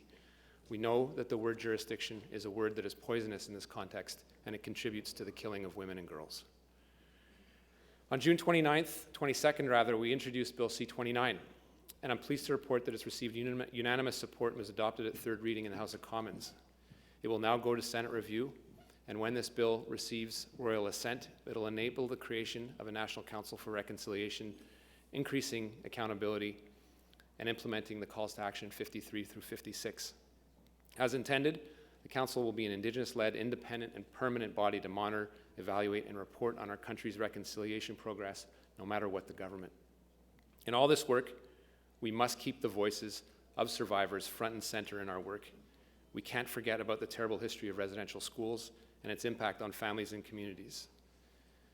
La visite du pape au Canada cet été et les excuses qu'il a présentées aux survivants ont reconnu cette histoire douloureuse et les répercussions réelles, actuelles de ces institutions aujourd'hui. En Alberta et au Nunavut, j'ai pu me tenir aux côtés des survivants et des dirigeants autochtones au cours de ce moment important. Nous avons abordé certaines des vérités les plus tragiques et les plus douloureuses de notre pays, et où nous avons soutenu le processus de guérison de nombreux peuples et de communautés autochtones au Canada. J'ai offert du tabac au feu sacré sur le site de l'ancien pensionnat Ermineskin, et j'ai parlé avec des survivants des familles sur le site de l'ancien pensionnat de Saint-Albert. Ces conversations m'ont rappelé encore une fois que la vérité doit précéder la réconciliation, et en effet, il reste beaucoup de travail à faire pour guérir. In Winnipeg last month, I stood with survivors to announce $60 million for the National Center for Truth and Reconciliation to build a new, permanent home so that survivors, their families, and people across Canada and around the world can come to learn the truth about residential schools. This is in addition to the more than $28 million in new funding for the NCTR to continue its vital work collecting, reviewing, and making accessible residential schools and supporting community-led efforts to locate and identify unmarked burials and your loved ones. These resources will also support the National Residential School Death Register and online National Cemetery Register and the National Advisory Committee on Missing Children and Unmarked Burials, making progress in implementing calls to action 72 through 76. We'll also continue to make supports available directly to communities. To date, we've reached 93 funding arrangements supporting local research and knowledge gathering, commemoration, and memorialization and field investigation work to help communities bring their missing children home. En novembre, je me suis joint au chef régional Paul Prosper pour lancer notre partenariat conjoint avec l'Assemblée des Premières Nations sur la réforme du processus des revendications particulières. Notre objectif est d'élaborer conjointement un nouveau processus et d'établir un centre de règlement des revendications particulières indépendant afin d'accélérer le règlement des revendications particulières et de renforcer la confiance dans le processus. While we work on these together on the reforms to specific claims tribunal, we also have been making improvements to the existing process in response to your concerns. We're also no longer using the Indian Act surrenders as part of specific claims resolution, and we'll work with First Nations on legislative reforms to do away with this colonialist concept. These changes are all driving progress on the timely resolution of claims. We're well on our way to settling 50 specific claims in 2022, totaling more than $2.2 billion, a record year in compensation for First Nations across the country. There's been lots of talk about economic reconciliation. a crucial topic. But economic reconciliation also means that Canada must pay its bills long past due. And should a community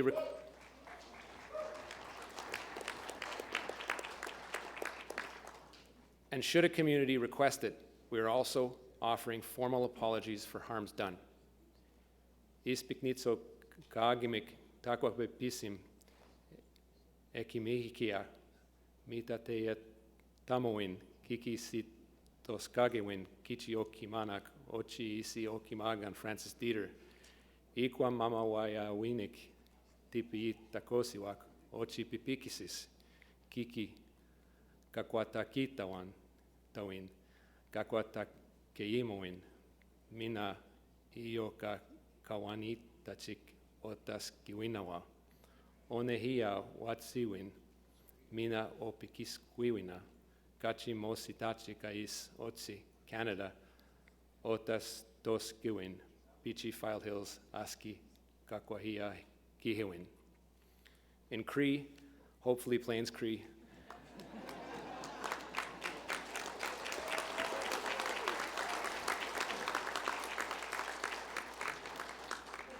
I just mentioned that on August 3rd, I offered a formal apology on behalf of our government to Chief Francis Dieter and the community members of Pipikis Cree Nation for the harm, trauma, and significant loss in land, culture, and language experienced due to Canada's role in the File Hills colony scheme, a racist scheme imposed on that community. To the best of my ability, out of respect, and if the community wants it, I will do my best to offer it in their language. Concerning the additions to reserve policy redesign, discussions have been held at different paces and along different timelines.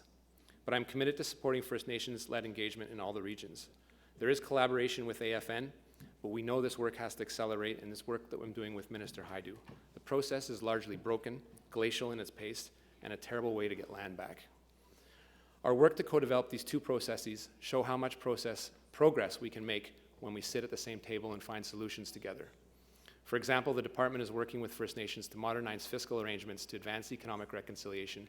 It involves modernizing the First Nations Fiscal Management Act and working closely with First Nations fiscal institutions. It also includes modernizing federal tax policy and changing our approach to phasing out of Section 87 of the Indian Act for modern treaties and self-governance instruments. Thanks to your advocacy and your engagement, Finance Canada recently revised this policy so that First Nations community members will not have to trade their Section 87 tax exemption and rights to reach modern treaty and other reconciliation arrangements. Ces changements éliminent les obstacles pour les communautés qui choisissent de poursuivre l'autodétermination et le contrôle de leurs terres en se détachant de la loi sur les Indiens. À cet égard, je peux dire que notre gouvernement soutient pleinement les nations qui cherchent à s'autogouverner. En juin 2022, le projet de loi S10, entre autres, a reçu la sanction royale. La législation a donné effet à l'accord de gouvernance Anishinaabeg et modifie la loi sur l'autonomie gouvernementale de la bande indienne Seychelles afin de moderniser la législation et de refléter les souhaits de la nation. Le Canada soutient les efforts de la reconstruction des nations autochtones et de reconstitution de l'autodétermination, ainsi que les Premières Nations dans leur transition visant à abandonner la loi sur les Indiens. En octobre, j'ai célébré l'entrée en vigueur de l'accord des Premières Nations signataires au siège de la nation Anishinaabeg dans la Première Nation de Nipissing. In closing, and I know there's a couple questions, I want to thank you for the invitation to speak here and look forward to working together over the next few days and weeks and hopefully years. Miigwech, hai ekuse, kinenas komitin. Thank you. Merci. I'll open up for questions. Miigwech, thank you, Minister Miller. So, Chiefs, we have 7 minutes until the Prime Minister approaches and addresses the Assembly. I do see a number of chiefs at the microphone, so I'm going to take 2 at a time and then get the Minister to respond. I will follow the same order, incorporating the Zoom. So microphone 1 and then microphone 2, and then the Minister will respond. So microphone 1, go ahead. Byron Lewis, Chief of the Okanagan Band, and this is to Minister Miller, and it concerns a recent comment that was made on Disatel court decision. And, one of the statements that I heard that was made was that there was recognition of the Sinixt in Washington State. The problem with that with us is that any type of transboundary tribe, the other descendants are actually located in British Columbia. And, you know, to give you a quick rundown on there, that ties right in with the Liberal Party. The former minister that was one of the first cabinet ministers in the Liberal government under Pierre Elliott Trudeau was Len Marchand. Len Marchand was also a member of the Okanagan Indian Band, but more so, he was a direct descendant of one of the chiefs of the Sinixt, who was Chief Arapaho. His son today sits on the BC Supreme Court of the same descent. I am also of Sinixt descent, and so is half of our band, that of the Okanagan Band, that has over 2,000 members. The former chief of West Bank is the same person of same descent, and also is the chief of the Sioux Band, and a former chief of Upper Nicola, Upper Smelkameen Band, who is a direct descendant of Chief Stu Hun, who was a chief of Trout Lake in Arrow Lakes, and our home villages were around Revelstoke in that area. So when we're talking about recognition, that recognition goes both ways. And I would ask that in the future that any type of reference to the Digital Court decision, that it recognizes that there are people of Sinixt descent. And I have one standing right beside me that is of Sinixt descent. And that is something that we really need to recognize, because you can't pick and choose on that. You must recognize both parties. And with that, you know, we'd like to, you know, have that being put onto record. And, you know, we can prove that. Every ethnographic overview assessment that was done in the Arrow Lakes by BC Hydro, the federal government, under the Columbia Treaty, you know, identified that area as being Sinixt and the Sinixt descent. Well, you know, that information is our information. We are of Sinixt descent. So we'd be asking you in the future, when any type of reference is made, that we have that same recognition. And lastly, I think one of the things, since it's on this whole issue of UDRIP and others, I would actually say that one of the issues on there is that Section 83.1 does not allow for the application of the UN DRIP under 3 to 5. What we need in the future is that changes to that section, or recognition of that section, that allows us to actually have our bylaws recognized as federal laws, which means it compels the RCMP to enforce all bylaws made under Section 81. And that's it. Thank you. Thank you. Microphone number 1. I'll go to microphone number 2, up to 3 minutes. Go ahead, microphone 2. Thank you. Minister Miller and Mr. Haidu that spoke here. Anyway, I'm Terrence Nelson. I'm from Rosa River Reserve. I'm a proxy. 16 years ago, in December 2006, I stood here and I said we were going to have a National Day of Action. We were going to block the railway line, because the issue was that the lands weren't being converted, the treaties weren't being upheld. So we didn't have too much of a problem, because the Conservatives were pretty well clashing with us. And but the thing is that Prentice called me and said, what can we do? And I said, well, just live up to the TLEs, the Treaty Land Entitlements, we signed in 1996. And he said, okay, do you have any lands? And yeah, I have 74 acres on the northwest side of Winnipeg. Is it in Winnipeg, he says. He said, no. I told him no. And he says, oh yeah, we can do that. It took him 6 weeks from start to finish to convert that land. And he also converted 550,000 acres in the province of Manitoba. And that was Prentice. He committed to 150,000 acres per year for 4 years. And since then, since 2007, when he converted that land on June 13, 2007, we have zero lands converted under the Liberal government. We have 24,167 acres that we can convert. So I'd like to ask you to pick up the phone to Dana Smith in Manitoba region and tell them to get the hell moving on some of these TLEs. And I'd also like you to... And I'd like to ask you, how much is the Liberals converted? That's a question that I want to answer, is that, you talk the good talk, but how much lands have you converted? How much have you done? So, Minister Miller, no disrespect, and we'd just like you to get going. Pick up that phone and get our lands converted. Miigwech. Thank you very much. Microphone number 2. So we are going for a response. Minister Miller, encore with the microphones. He's at the table on the right-hand side. If you can activate the microphone, please. Try it there and see what happens. There you go. Hi. Respond to these 2 questions. Well, I met with the Sinaiks from Colville tribes about 2 weeks ago, and it's an irony that shouldn't be lost on anyone that this decision is 16 months ago and that no one had reached out to them since then. Yet we are doing analysis on the impact of this decision without having reached out to the Colville tribes that have been recognized as Aboriginal peoples of Canada under the Constitution and a Supreme Court decision. So this was a meeting to show respect for these people that had a long-fought battle and to actually speak to them. The Desautels, as it's not lost on any of you, has a tremendous potential to really impact how we govern ourselves as a country and who we recognize.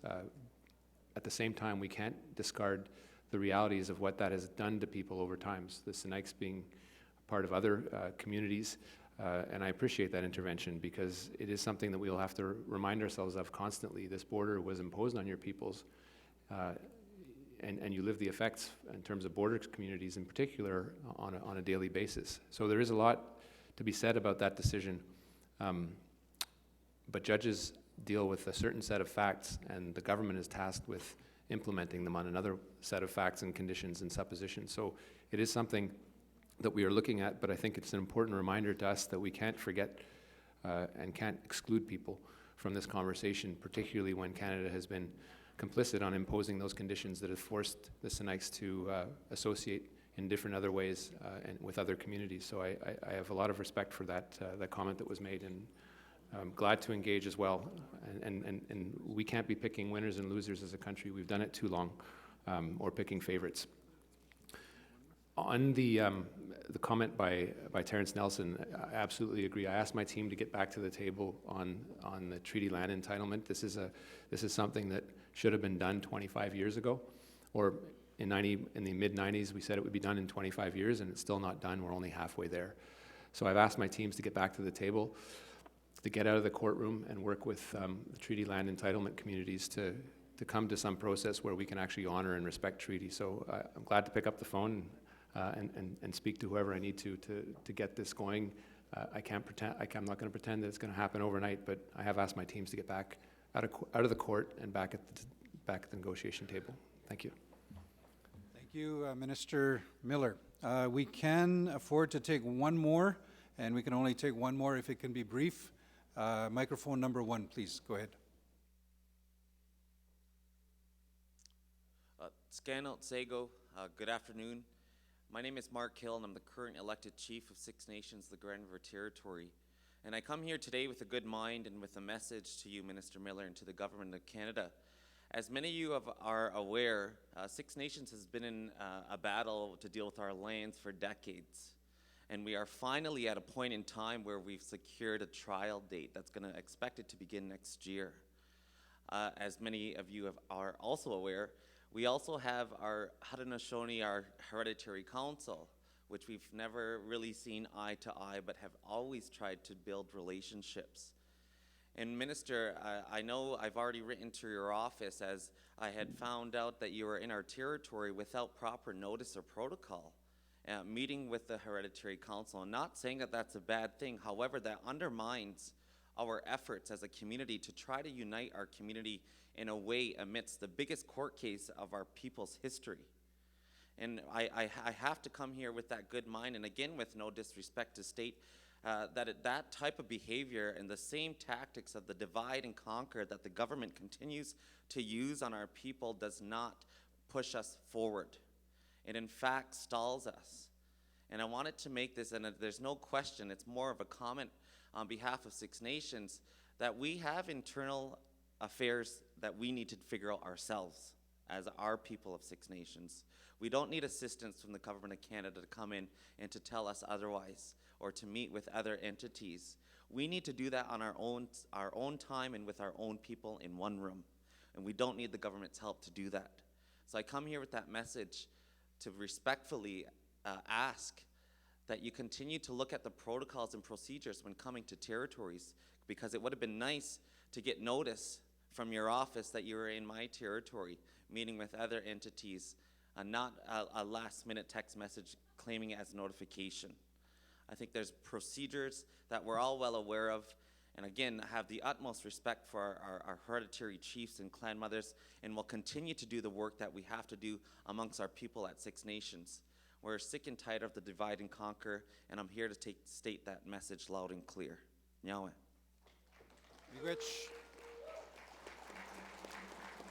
Miigwech, thank you, Chief Hill. Miigwech. Minister Miller, any final comments before we have the Prime Minister make his way up? Is this still, hello? Chief Hill, first, this is not meant as any form of disrespect to you, and I know the fierce advocacy that you bring to the table as part of your people. The context in which I met with the Haudenosaunee chiefs and clan mothers was one where I was asked to meet without the presence of Band Council, and I agreed. It followed up on a number of communications that you had been copied with that had happened over time in connection to the recent events in Caledonia. I should have given you better notice, and for that I do apologize. The reality is, about 100 years ago, the RCMP was sent in to disband the Haudenosaunee traditional leadership, and that was wrong. This is something that, as you know, has repercussions today in the community, and the feeling that Canada, quote-unquote, only sides with Band Council. I have a duty to respect all voices in communities, and my duty is to Indigenous peoples, and it's one that I take very seriously. The last thing that I want to do is cause any turmoil in the community. What I said as part of those meetings will remain confidential, but it was not a message of exclusion. Some of my words may not have been welcomed, but I said them truly and openly, and I do mean them, and these are communications that will continue. Again, there is absolutely no intent to undermine. Canada has done enough of that, but I do undertake to give you proper notice going forward. Thank you very much, Minister Mark Miller. And with that, we'd like to say, Miigwech, thank you for joining us. I'm going to ask you to come over to my left side, and we have a special gift presentation with National Chief Archibald. Would like to present a gift to say thank you for joining us. And with that, I will turn it over to my colleague to introduce the next presenter. Thank you, Adam. And Miigwech, Minister Miller. Alors, nous sommes maintenant rendus à la portion de la journée où nous allons accueillir le Premier ministre, le très honorable Justin Trudeau, qui va se joindre à nous dans quelques instants. Et la façon dont cela va se dérouler, il y aura une présentation par Monsieur le Premier ministre et ensuite une période de questions et réponses. Nous allons adresser certaines questions par bloc et retourner à Monsieur le Premier ministre. Et c'est environ 20 minutes. I will translate this. So we will now, in the coming seconds, announce the Prime Minister Justin Trudeau, the Right Honorable Prime Minister Justin Trudeau. He'll have a presentation, and then we'll have a question and answers period. I'll manage it the same way we dealt with other questions for ministers, like we'll have three chiefs, and then we'll turn the floor back over to the Prime Minister.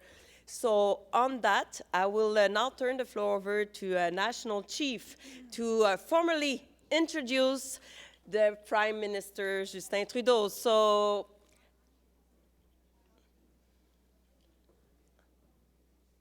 I'm not, as you can see, I'm not looking to have a sign. Okay, I can see. Okay, thank you so much. So that I'll turn the floor over to National Chief for a formal introduction to Prime Minister Justin Trudeau as he's coming to, as he enters the Assembly room. Thank you very much, National Chief. To you.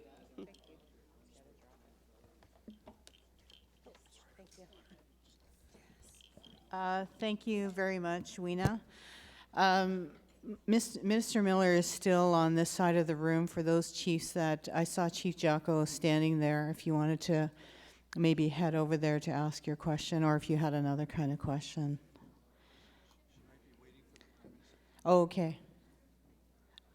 Okay, thank you. All right. Ladies and gentlemen, chiefs, delegates, guests, I'm very pleased to introduce our Prime Minister, Justin Trudeau, to the meeting, to come and make some remarks to you and take some questions. I wanted you to know that the regional chiefs and I recently met with the Prime Minister this in the month of November. It was our first meeting with the Prime Minister since 2019. We talked about many things, and each regional chief was given a limited amount of time, 2 minutes, to speak to the Prime Minister at that time. But we did commit that we are going to have a longer meeting with the Right Honourable Justin Trudeau, and we're really looking forward to that. So without further ado, please give a warm welcome to our Prime Minister, Minister Justin Trudeau.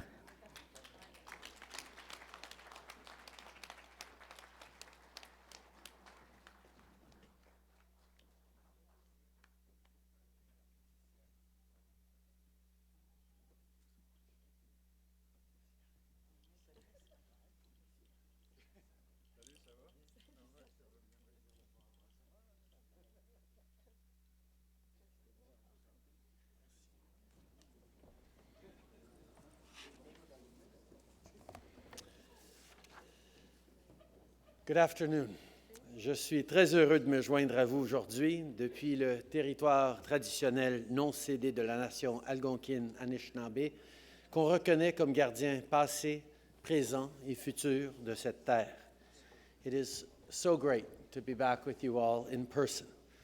I want to thank the elders, National Chief Archibald, regional chiefs, and all the chiefs in Assembly for having me and members of our government here at your meeting.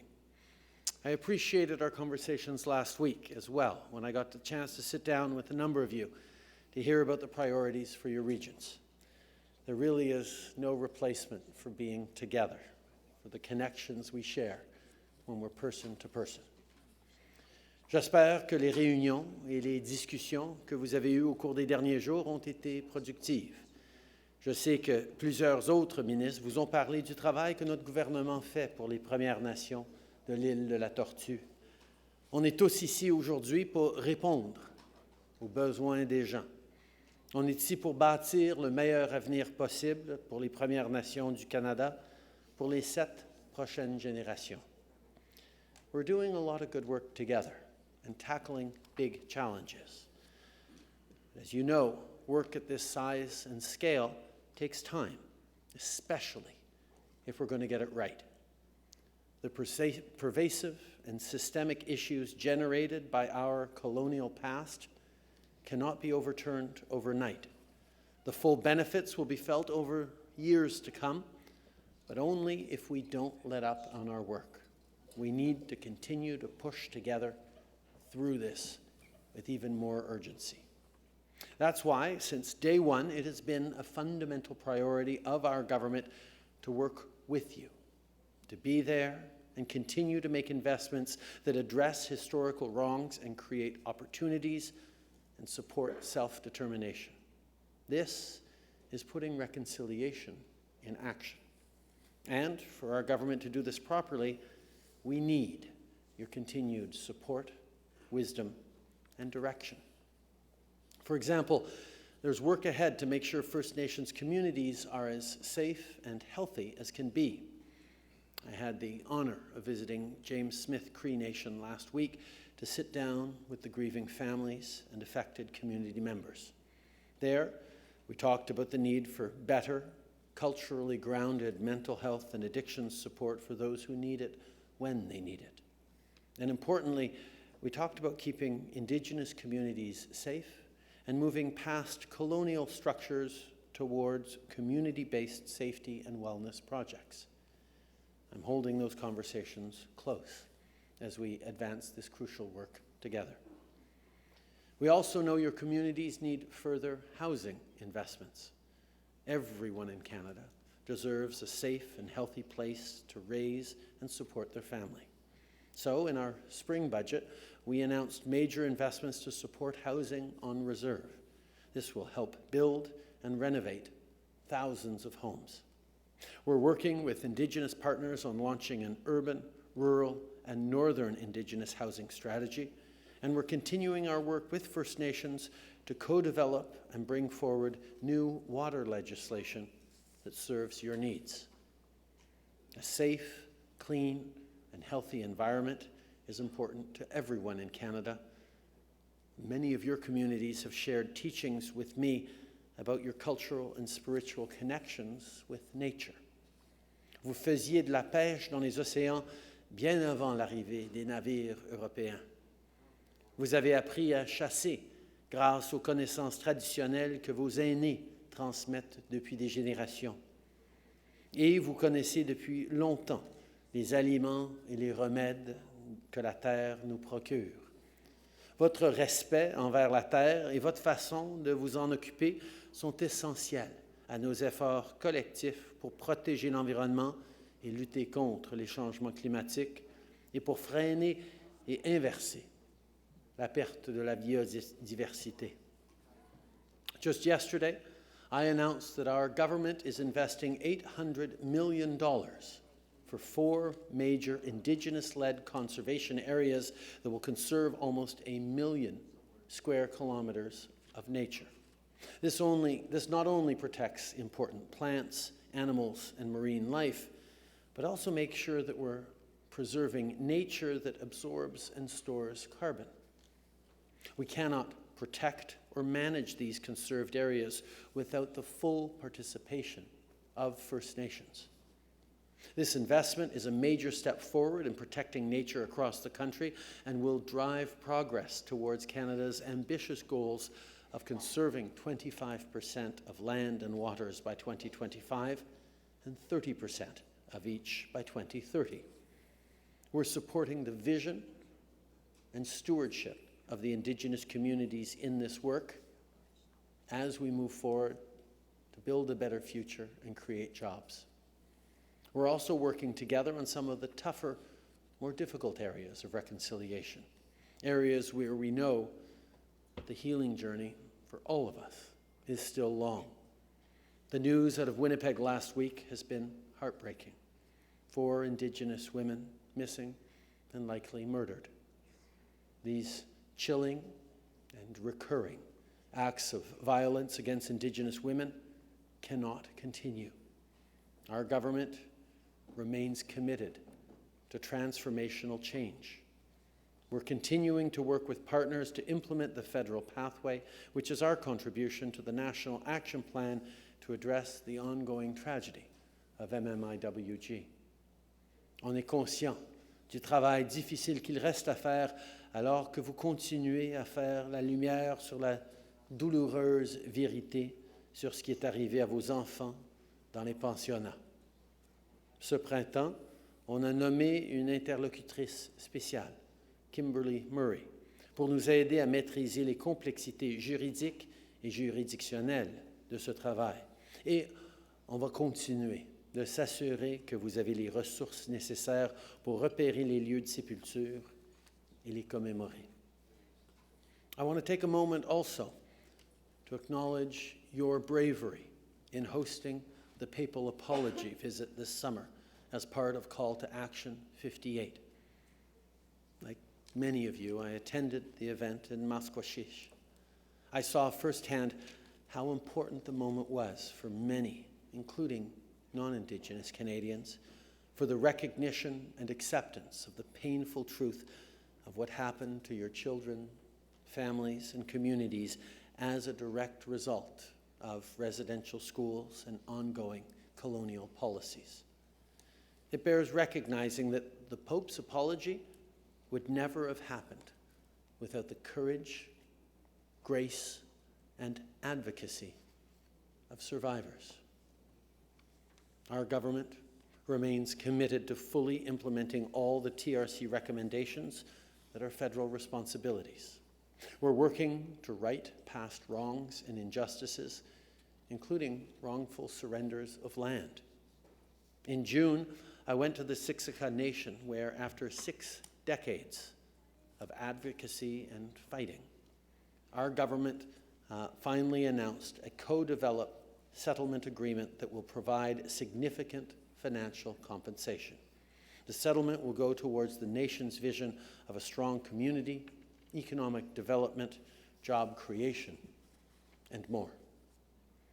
On va de l'avant avec la mise en œuvre de la loi sur la Déclaration des Nations Unies sur les droits des peuples autochtones. Cette loi est entrée en vigueur en juin de l'année dernière.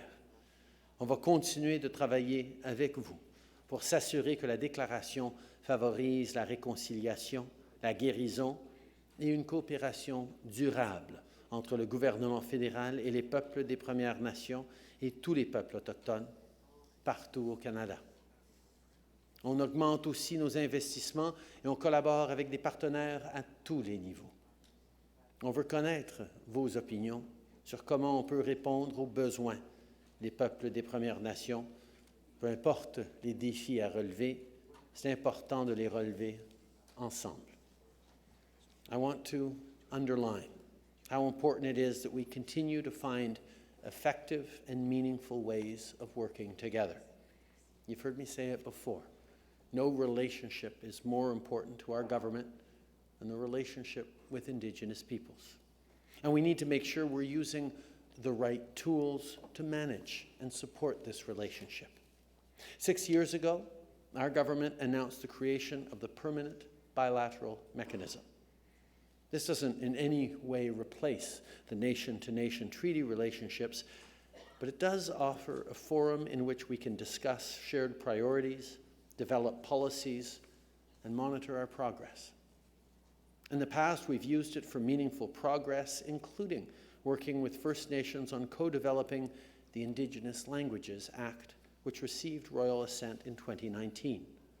This is historic legislation that will preserve and strengthen Indigenous languages for generations to come.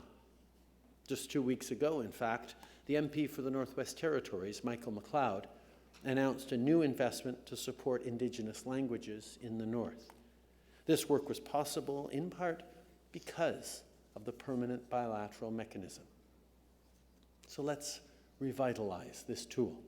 Let's use it to make sure we're identifying national, regional, and grassroots priorities, and to make sure we're delivering on all levels. Élaborons ensemble un cadre de travail conjoint qui va nous permettre de répondre à vos besoins dans tous les domaines que j'ai mentionnés et plus encore, comme le développement financier et économique. Le mécanisme bilatéral permanent pourrait nous aider à faire ce travail. On peut aussi utiliser ce mécanisme pour mesurer les impacts de nos investissements sur le terrain et pour s'assurer de bien faire les choses. Chaque communauté a des besoins différents et on veut les connaître. Everyone here can be part and should be part of thinking about how we can better use this permanent bilateral mechanism. And please continue to engage with cabinet ministers as a part of this work. We can all be your partners in tackling issues specific to your regions. Now, you've heard me use the words work and together a lot over these past few minutes, because that's what this is, a working relationship, because there is lots of work to do. We want to get it done as efficiently as possible because we know how pressing the needs are in your communities. So let's not let anything get in our way. When we face setbacks, we'll find new solutions. First Nations people today and the next generations are depending on us to get and to make this right. Let's keep building a solid foundation built on respect in our working relationship. Of course, our government recognizes that this takes time, effort, and resources, and we'll be there with you every step of the way. But we cannot do it alone. This is hard work, but it's good work. Work that reinforces the strength and resilience of First Nations communities, work that helps us heal, work that builds a better future, work done in partnership that moves us all forward on the path of reconciliation. Miigwech, Nanaskamutanao, Masicho, Gela Kasla. Merci. Thank you very much.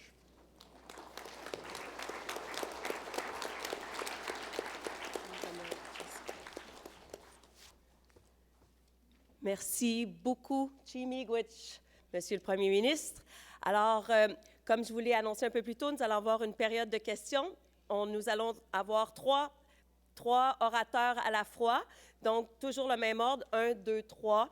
So we'll have 3 speakers at a time. So we'll start with the microphone number 1, then microphone number 2, and then the third person behind you. So microphone number 1, you have up to 3 minutes, and I will please ask you kindly to clearly state your name and First Nations. Thank you. Microphone number 1, please. Thank you so much. Greetings from the traditional Treaty 6 territory. I'm the proxy chief on behalf of the Onion Lake Cree Nation. We'd like to send also our greetings and our thanks to this traditional territory of the Algonquins and the Anishinaabe, and thank you for having us here. I heard this morning, Honorable Justin Trudeau, you talk about work, togetherness, reconciliation. I find it interesting on a morning where we wake up to Bill 1, coming out of Alberta. When last night I listened to it for 5.5 hours straight, and the experts said it's unconstitutional. It's an attack on our treaty and our inherent rights. It's something that will tear at the fabric of what you call the state of Canada and what we call Turtle Island. It's hurtful to hear that our treaty partners, as it were, are not standing behind us and giving those strong messages to say, there's a problem here. You're talking about working, you're talking about togetherness. But signals like like Bill 1 and Bill 88 coming out of Saskatchewan send the wrong signals. They tell us that this pathway that we're going down is not a pathway that it's together. It then again leaves us out as treaty nations, sovereign treaty nations, trying to shut off our voices, trying to impact our treaties, trying to terminate our rights. So as our treaty partner, we read your messages this morning in the news. It was very, very disappointing. So how are we going to be able to work together? We call on, as Onion Lake Cree Nation, from my territory, all treaty nations and allies to put in writing a letter from rights holders to denounce, retract, and reject these bills, Bill 1 and Bill 88, that tear at the fabric of our lands. You said, and I've heard the minister say, we're here to work together. Our treaties were meant that we should flourish and that we should be able to come together. But instead, that puts us even lower on the bottom of the scale. So how is this a good signal, Honorable Justin Trudeau, our Prime Minister? How is this a good signal? That's my question to you.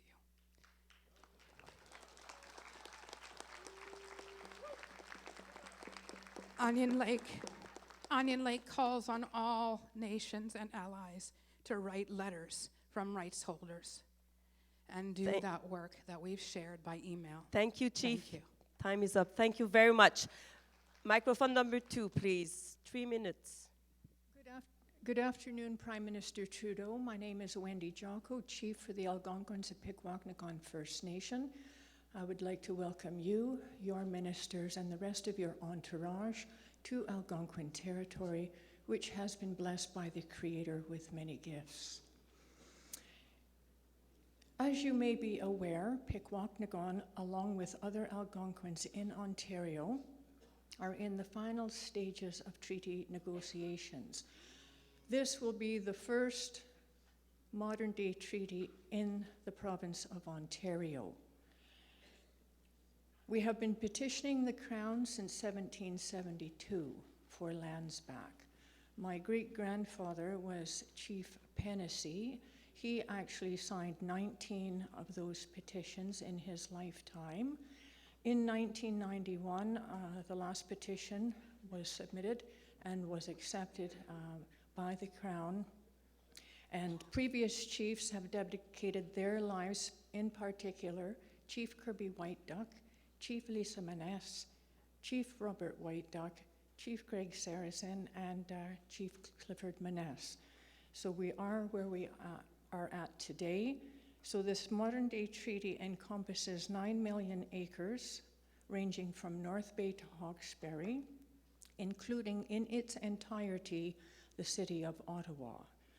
And Minister Miller actually did previously speak, and we did write a letter to yourself as well as Minister Miller, as you are aware. So we are very pleased to receive the letter on the 25th of November confirming the fact that we will not have to relinquish our reserve at Pikwakanagan to enter the modern-day treaty, in addition to giving up the tax exemption. So that, was a very positive letter, and we thank you very much for that. And since we really have no experience in treaty, I have been listening very intently over the course of the last couple of days to all the very experienced treaty chiefs sitting in the Assembly, in particular Chief Crowchild, who apparently has asked in the past many times if our treaty lands will be made into municipalities. And that is a great fear that she had. And of course, that is a great fear that members of Pikwakanagan have had and still have. So we need to be certain prior to signing any modern-day treaty that we will not be subject to changes for tax exemption, turning our lands into municipal ownership. So we need that confirmation, and if you could do that, we would much appreciate it. And my Thank you time's very, up. very Miigwech. much, Chief. Thank you. So we'll go back to microphone number 1 for this last speaker of this block, and then I noticed that there is someone on the Zoom platform, but we'll go to the Zoom platform right after to the second block, since I already announced you, Chief, at microphone number 1. Please, you have up to 3 minutes. Thank you. Wajik, Sylvia Gustajan, Matadawaban, Shinahasan. I'm from Matawabasket First Nation Chief. Kutaji Mutanamuse Gastaya Gutaho, Masui Skog, Napio Gani Ganichik, and Naskamunodit, APG, Amian. Greetings to everybody that is here, men, women, the leaders, everybody, Prime Minister. I'm just going to get straight to it. There are many communities still suffering, such as Atawabaskat, and there's still many communities reeling with third world conditions. And you're calling for partnership, reconciliation, justice. Well, there's a lot of communities such as Atawabaskat that need that need to be heard. And there's communities like us shouldn't be suffering to meet the basic needs for our people. It's a struggle, and dealing with the bureaucracy and the systems and obstacles just to be heard. It's frustrating. It's frustrating for me. It's frustrating for other communities that are isolated. And I don't think it's fair because we're supposed to live in Canada, one of the wealthiest in the country. And yet, I can't even offer anything to our peoples because we're just very limited. I'm going through the bureaucratic process, but it's frustrating because it doesn't meet our needs. And it's not fast enough. When we say every child matters, within my community, there's a lot of children, and they all matter. Niskanjaga, for water, the basic life. Why do we have to come to these forums just to meet the basic needs for our people? I know we're at different levels. Some are privileged communities, but it's really, really frustrating when you're working from a remote community and just try to meet your basic needs. And that is all I wanted to say, bring to your attention. I'm frustrated because I come to these forums and I beg the chiefs here, why are we leaving communities behind? Stand up, make noise. It shouldn't happen today. I don't want to come back to the forum and say this over again. Attawapiskat, people are familiar with Attawapiskat. And it's time. 15 seconds. Reconcile everything. It's frustrating. Mingash. Thank you. Thank you very, very much. So, and I'll turn the floor over to Mr. Prime Minister Trudeau, to you. Thank you. I want to begin addressing the first question, to thank the chief or the proxy from Onion Lake for her words. We are extremely concerned about what the Sovereignty Act in Alberta and Bill 88 in Saskatchewan represent in terms of challenges to treaty rights that are fundamental in Canada and need to be respected. But just like the federal government shouldn't be, the relationship between a federal government and a provincial government is not one of a parent to a child. The Constitution brings together provinces and the federal government with distinct areas of jurisdiction and responsibility. And as we've seen, duly elected provincial governments can move forward on laws that we as a federal government disagree with. And the remedy for that is through the court system. Now, as we have said a number of times as a federal government, there are proposals and laws, including Bill 21 in Quebec, Bill 1 in Alberta right now, and others that we disagree with. And we will continue to have those conversations. And when it comes to fighting for treaty rights, when it comes to fighting for Section 35 rights, we will always be there. But we're in a situation right now where, to be direct and honest about it, Bill 1, the Sovereignty Act in Alberta, is being moved forward as very much a political tool to try and pick a fight with the federal government. And I'm not interested in fighting with the Alberta government. I know people in Alberta, whether it's First Nations people or non-Indigenous people or anyone in Alberta, needs a government that is investing in them, building homes, creating jobs, fighting climate change, protecting nature, building a strong future, keeping communities safe. There are so many things we need to work on together, and our focus as a government is on being there for Albertans, for folks like people in Onion Lake, in Saskatchewan, and people across the prairies and across the country. We're going to continue to be there, and we will stand in support as Albertans, as Saskatchewanians, as Quebecers challenge laws they see as unjust that come against their rights. It is, in a society of laws, a court process that is able to bring citizens to fight for their rights against government overreach. That's how our system works, and we will be there to continue to support. We will continue to work together with you.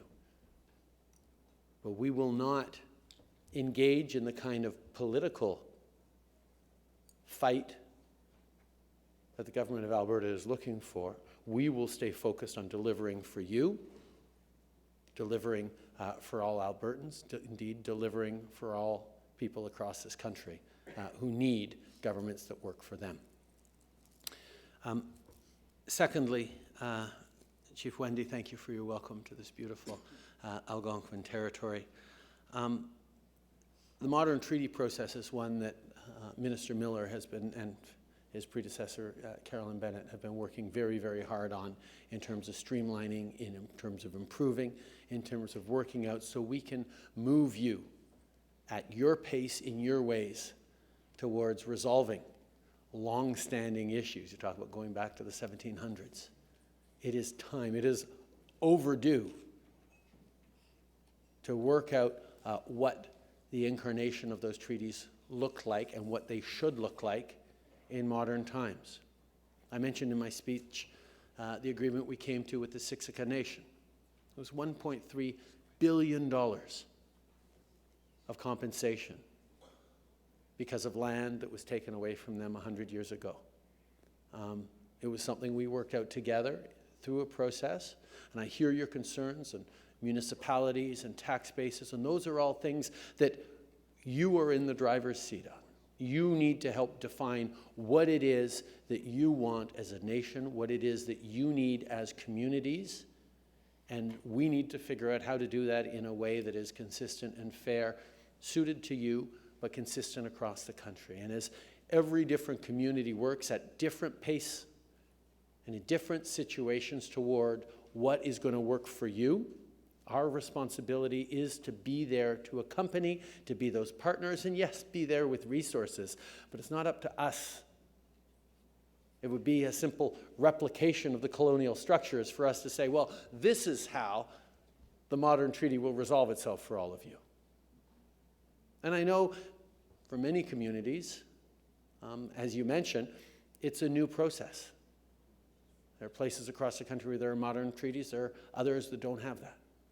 And learning from what works for them, what could be adapted for you, is something that we are very much there to do. But true reconciliation can only work through those partnerships. It could probably be a lot faster if I had someone draw up what it should look like and just put it in. But it would be wrong. Because we can't replicate that colonial mindset if we're going to actually create the kind of partnership that we need. So it takes a little longer. And you're right to have all sorts of questions about it, and we'll try and give you the best possible answers on the pros and cons of this model versus that model. But we will and we need to continue to move forward towards the self-government, towards the support that each of you and so many of you want. And on that, Sylvia, I have to say that even as we see some parts and some communities in the country, as you point out, doing very well and have been able to build and transform things in a very positive way over the past few years, there are far too many others that are still struggling. I know there's a new school in Attawapiskat, but I also know that the youth center that I had made a commitment to got suspended during COVID and is now damaged and going to have to be started again. And the story of Attawapiskat is one of heartbreak, and the young people that are dealing with the situations there continue to be a real challenge. And you mentioned Miscandaga as well.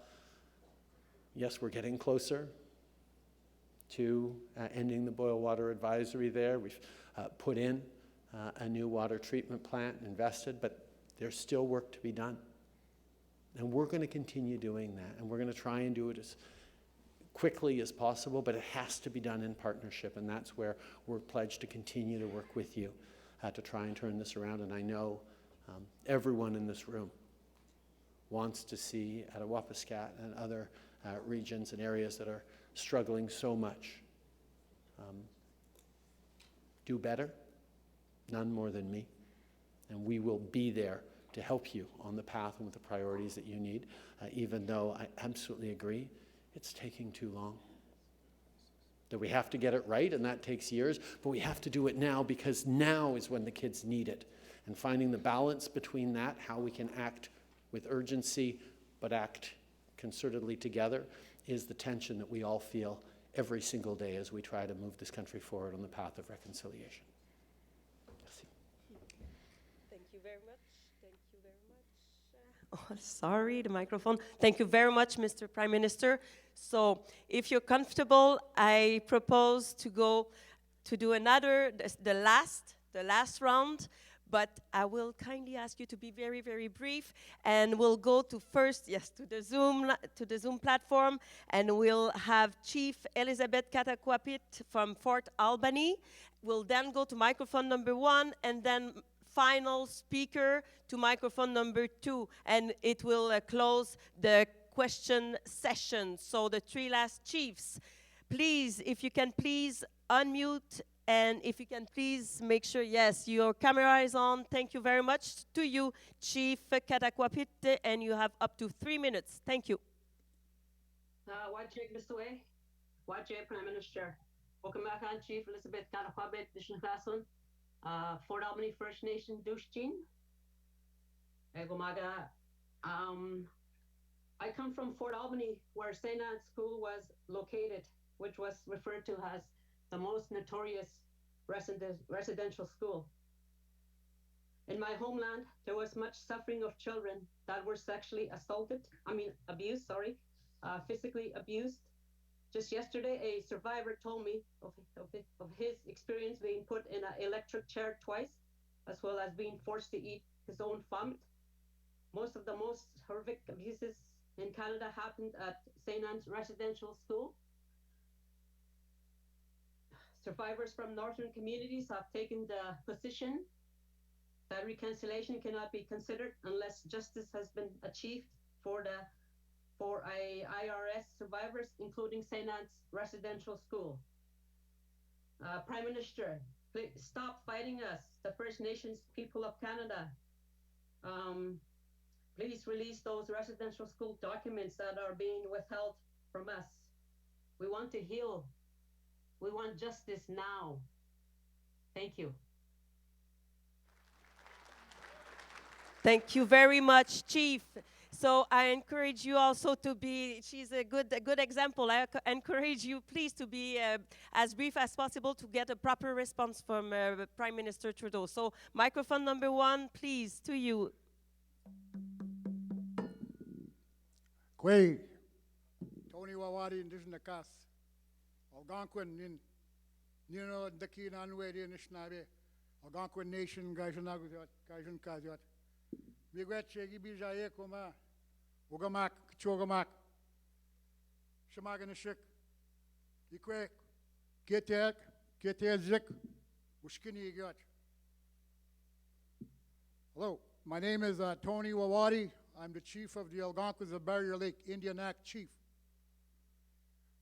Our customary system was forcibly taken away from us. And that's the issue that I have today. I come here with a strong heart and an open mind, despite the fact that I'm a survivor of colonizers, state settlers that continue to encroach and take away our lands.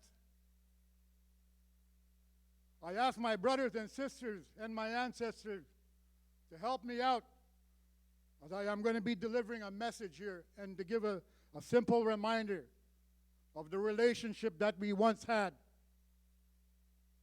I am Mjiganap Queenie. I am not a Quebecer. I am not a Canadian. I'm not an indigenous person that we are being categorized as. We have our Wanakunigewin, our customary laws that governed us since time immemorial. Truth and reconciliation, what does that mean? You've raped our people, you've raped our land, you stole our identity. You nearly wiped us out with the poison blanket that came across the seas, the poison blanket. We need to remind you, Prime Minister, Keninundan Shnabem, and I have a language just like you. The British language talks about our wampum belt, and that's our treaty. I don't agree with the modern treaty self-government process. My rights are not for sale. My rights are not for sale, and I bring my drum here. That's the heartbeat of Mother Earth and the heartbeat of our nation. I come here with a good heart and an open mind, and I'm coming to be brief with that. Shamaganashik, Ugamak, the Tukwedi, Kaikidwan. Chimigwet and the Kit, my rights are not for sale, it'll never be for sale. Chimigwet, oh! Chimigwich, thank you very much. Last speaker, microphone number 2, please. Miigwech Kabajaya, Prime Minister. Ogaman Namanagojing Goyakasit Shnakaz, Chieftain Sayers. I am from the Crane clan. I'm Ojibwe. I'm from the Great Lakes.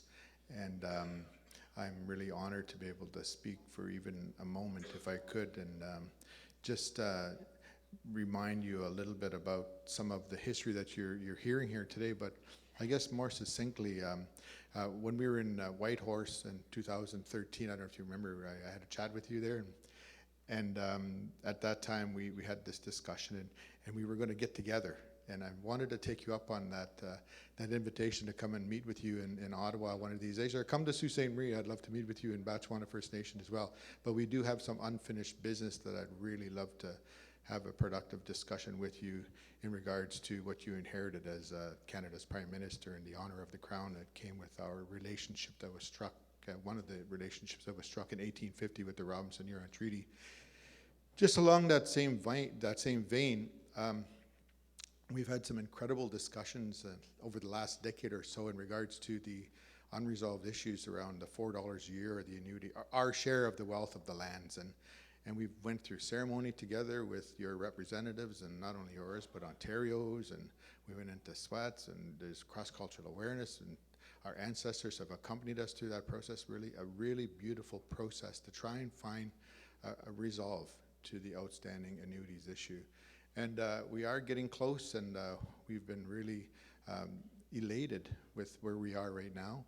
I wanted to make sure that we can continue on that really beautiful path and find resolve sooner than later. So I just wanted to encourage you to please maybe refresh some of your discussions with some of your representatives, and maybe provide them with whatever they need to be productive at these tables. So again, I want to thank you on behalf of my people, and I'm one of the spokespersons for the 21 bands that are part of the Robinson-Huron Treaty and Lake Superior area. So thank you so much, and I appreciate you being here with us today. Chimigwich Kibajaya.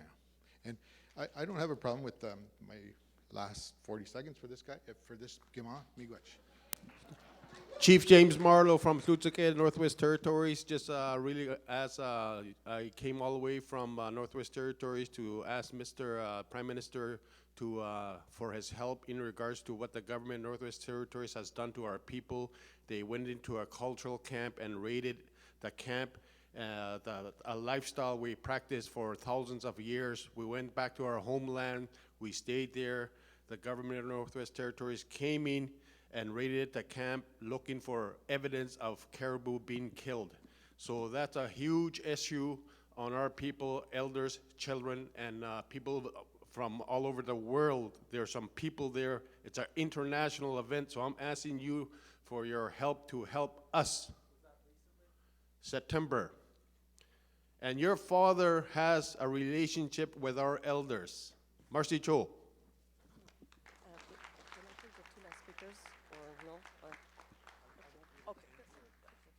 Thank you very, very much. So the discussion period is now closed. Thank you very much. No, I announced it just a bit earlier. But we have one online also. So, okay. So microphone number 1, can I ask you kindly to be very brief? I'm going to have to very much shorten my answers then, but I want to hear from you, so please.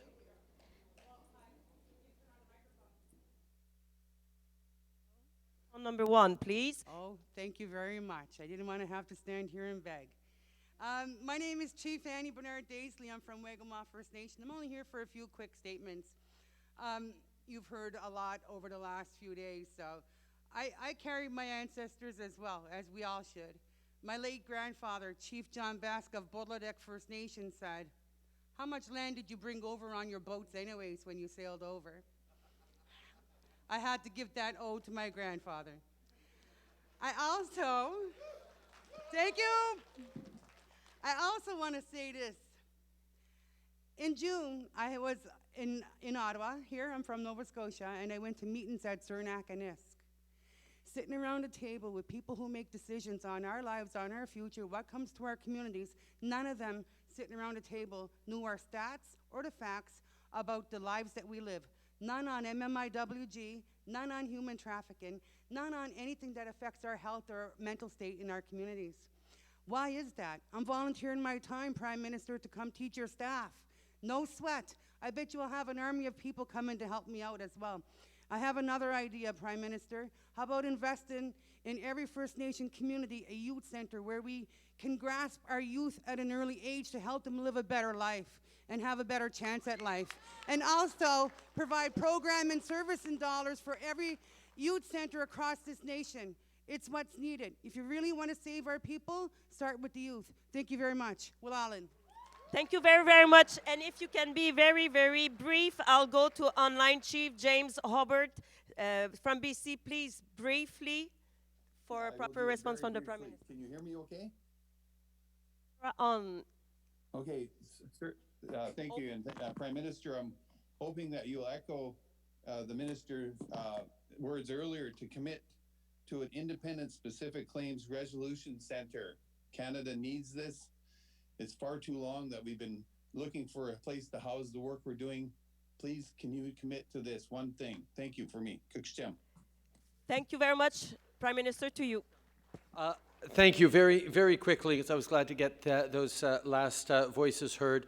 On documents, we are trying to release absolutely everything. We have scoured, we've gone through, we're pressing partners and religious leaders to release. I know in some questions there are privacy issues, but we're trying to release everything to the Center for Truth and Reconciliation in Winnipeg so that it can pass along all those things. But I understand how much it is important to know what happened to your loved ones, know what happened to your great aunts and great uncles and those children who were sent to residential schools who never returned.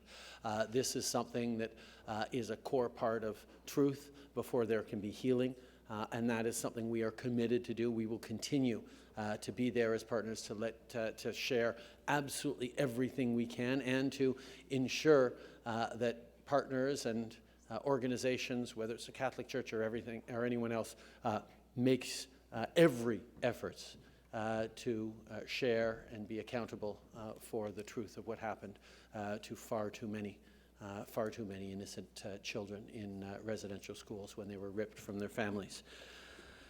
And that goes to Chief Wawati's comment. I hear you, Chief. I stand here as the representative of this country that has done so wrong by Indigenous peoples, by First Nations, by Inuit, by Métis, over generations, over centuries. The harm that was done in the breaking of treaties, in the assimilation and negation of culture, of language, of knowledge, the attempts to erase identity, the attempts to marginalize and murder the people who had been stewards of this land for time immemorial, is not just something that is of the past. It is something that characterizes every single day in this country's life. The wrongs of the past echo strongly every day, not just for descendants and Indigenous peoples, but for all Canadians. We bear the responsibility of what has contributed to making modern Canada, and part of that is accepting the truth, the hard and painful truth of evils done to people who welcomed the original settlers, shared their knowledge, their abilities to make it through difficult seasons in this land, extended hands in friendship and agreement and partnership, to be betrayed, attacked, and assimilated. Nothing any one government can do can undo all that. Nothing all the governments of the future, no matter how hard they try, will erase the past. But we can, in a very real way, recognize and accept that past, that is part of this country so many of us love so great today. But that's part of this country too. And recognizing that and committing ourselves every day to undoing the harm that lingers, whether it's cycles of poverty or of intergenerational trauma, mental health and addictions, and cycles of hopelessness because people lost their language, their culture, their identity, their ability to be parents, their ability to cry, their ability to speak their language. Over the past years, I have seen firsthand the extraordinary bravery of survivors of residential schools who, in their 70s, for the very first time for some of them, spoke up to share their truths, to talk about what they had lived through, to demand acknowledgement, accountability, and apologies. And the re-traumatization of telling the stories, the re-traumatization of demanding justice, the re-traumatization of discovery of unmarked graves outside of schools across this country, so-called schools across the country, has been unbelievably painful.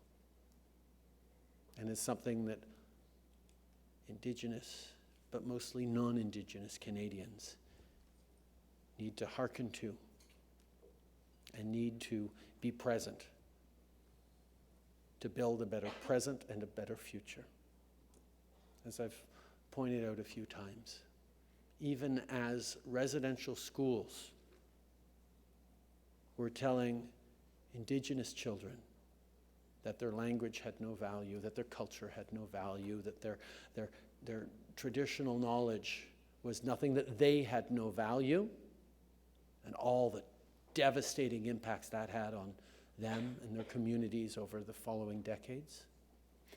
Every other school in Canada was teaching every child in Canada that Indigenous languages had no value, that Indigenous cultures had no value, that Indigenous identity had nothing to offer. So anyone who says that reconciliation is about Indigenous people and the government is missing the largest part of the story. That it is about everyone who lives in this land. That non-Indigenous people have to be part of the healing and the changing of mindsets and the understanding of the trauma and disrespect and pain and evil of the past in order to appreciate and repair the present and the future. And I understand, Chief, your anger, because it comes from a very, very real and justified place. But I am also here with my hand outstretched on behalf of all Canadians, saying, if you want, if you are willing, we are going to try and atone. We are going to try and make sure that the mistakes of the past don't continue for more generations. And it's not going to be easy, and it's not easy. And there's 100 things that I wish we had done, 1,000 things that I wish we'd been able to do in year 1, let alone still struggling to do now in year 8. But we are making steady progress in many places across the country, but there's so much more to do. And I simply say that we will be there. We continue to be there, and we will be there as partners in bringing along provinces that need it, and bringing it up with the territorial government. I hadn't heard the concern about the rates. I will make sure that we follow up on that with the territorial government in the Northwest Territories. We're going to continue to make sure that the people making decisions on your behalf, Chief Daisy, actually understand and know more and start from a place of respect for you. We've made a lot of improvements over the years, but as you say, there's more to do. We have much more to do, including improving the specific claims process, and I know Minister Miller has engaged with that directly. And on the Robinson-Huron Treaty, I can tell you that yes, we are looking very closely at the annuities. Thank you, Chief Sears. I know that is coming along. I am watching closely as those discussions go, because they are large dollar figures. But it's important that we get this right, and it's important that we move forward and show the respect and the healing now that was not done in the past. So always there's going to be lots of work to do, but the ability to come gather with you here, to hear from you directly, the ability also to move forward with that permanent bilateral mechanism, a framework for us to engage on your priorities, follow up on your plans, your steps, your challenges, the things that you want to work on first, foremost, and more. These are the things that we are there to do, and we're going to keep doing it. We're going to stick with you, and we're going to learn from you, and we will continue to move, not as fast as I'd like, certainly not as fast as you'd like, but we're going to make sure we're trying to get it right every step of the way. And I thank you so much for having shared your time with me this afternoon. Miigwech, Chimigwech, Gilakasla, Masicho. Merci beaucoup. Thank you all. Yinaskamitano.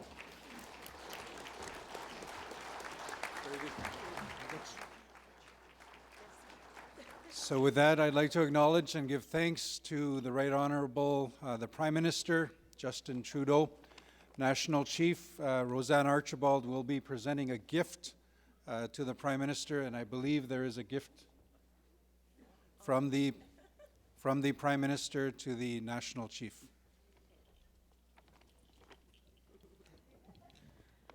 Thank you very much, Prime Minister, for being with us here today, for answering the questions and concerns that were raised by our chiefs. You are always welcome at this forum, and we appreciate your time and your ability to face fire with such grace. But we do have a gift. Much of this is food, some of our sacred food, so food for your soul, so to speak. And inside here are baby moccasins. So the little moccasins are to remember our little ones, and these to keep you warm when you travel our various communities. So thank you again for being here. We really appreciate it. Thank you. Thank you, Chief, National Chief. I also have a little bit of quill work from Christine Toulouse, who is a beautiful artist, and a little tobacco in here for you as well. Thank you very much. Thank you. Thank you. There's also tobacco in your package as well, Prime Minister. So thank you very much. Prayers for you and your family.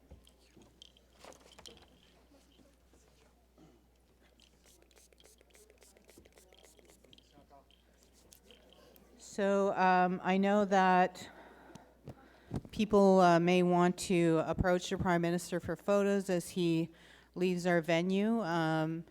So you're certainly welcome to try and catch a selfie with Prime Minister Trudeau as he heads out the door.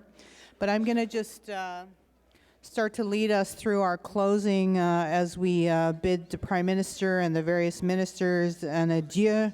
So I'm going to ask the chairs, first of all, just to make sure I'm on the right spot. Thank you, National Chief. So yes, we are now at the closing portion. So I am going to ask National Chief Archibald for her closing remarks for this assembly. Okay, everyone. First of all, Wache, Roseanne Archibald, first and foremost, miigwech to the families, relatives, and ancestors of the unceded, unsurrendered territories of the Anishinaabe Algonquin nations who have allowed us to do our work and to be guests on their lands this week. I want to thank all of the guests who joined us, especially those during ceremony who shared their stories and their pain with us so that we can hold them in our hearts and minds. Thank you to my staff in the National Chief's Office, the AFN Secretariat staff throughout the building, and to the Resolutions Committee, and to the regional chiefs and all of their regional staff, of course. I also want to thank Weena and Adam for doing such an amazing job of co-chairing. They got us through, yes, they got us through another full agenda. But it's you chiefs that are driving the agenda, and I hope that you feel that. You know, I began by asking this room on Tuesday to do a collective inhale and exhale because there was a lot of nervous energy in the room going into the SCA.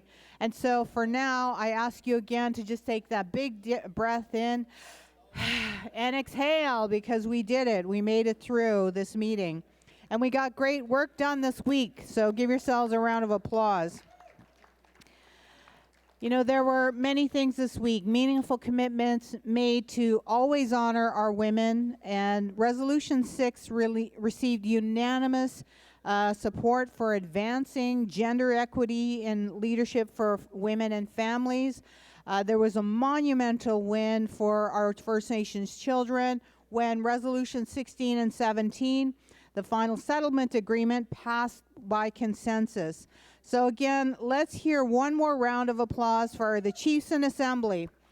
It is your love of our children that guided us through this week. It was your deep and abiding love and care that propelled you out of your seats to go up to the microphone, to speak with what's on your hearts and what's in your hearts and in your mind.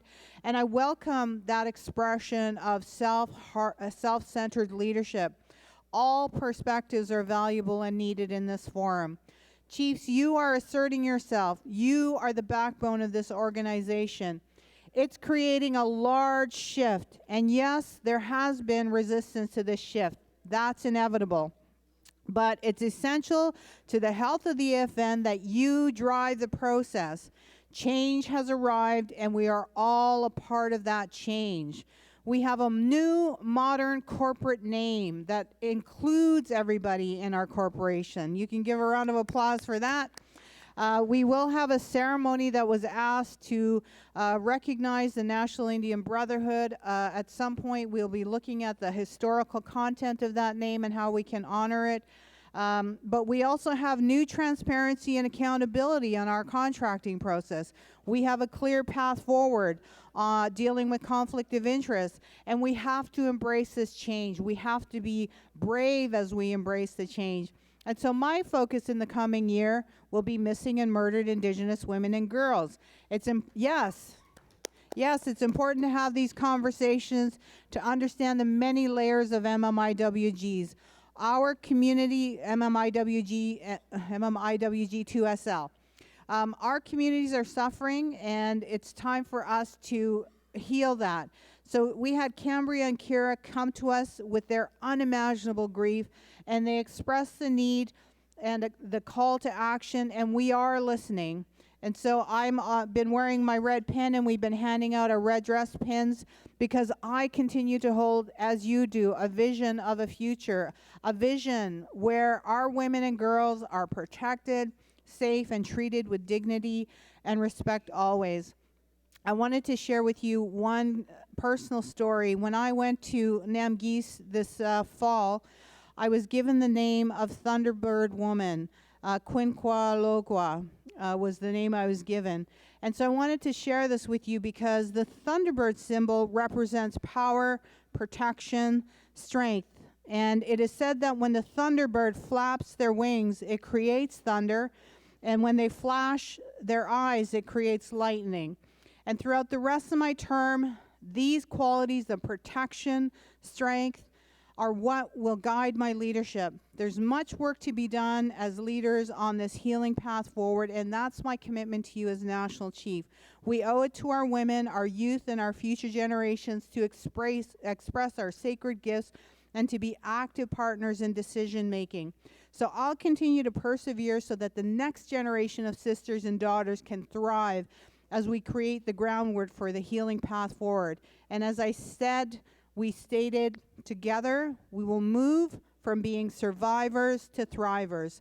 I am more encouraged today than ever that we will do it together as nations, united in a collective vision of happy, healthy children, surrounded by the love and care of their families, living in safe and vibrant communities. Good work, everyone. Gitchimigwach. I'll see you at the gala tonight, and I look forward to seeing you all in April. Ninanaskamun Gasakitan. Ninanaskamun means I am grateful, I am thankful, I thank you, and Gasakitan means I love you.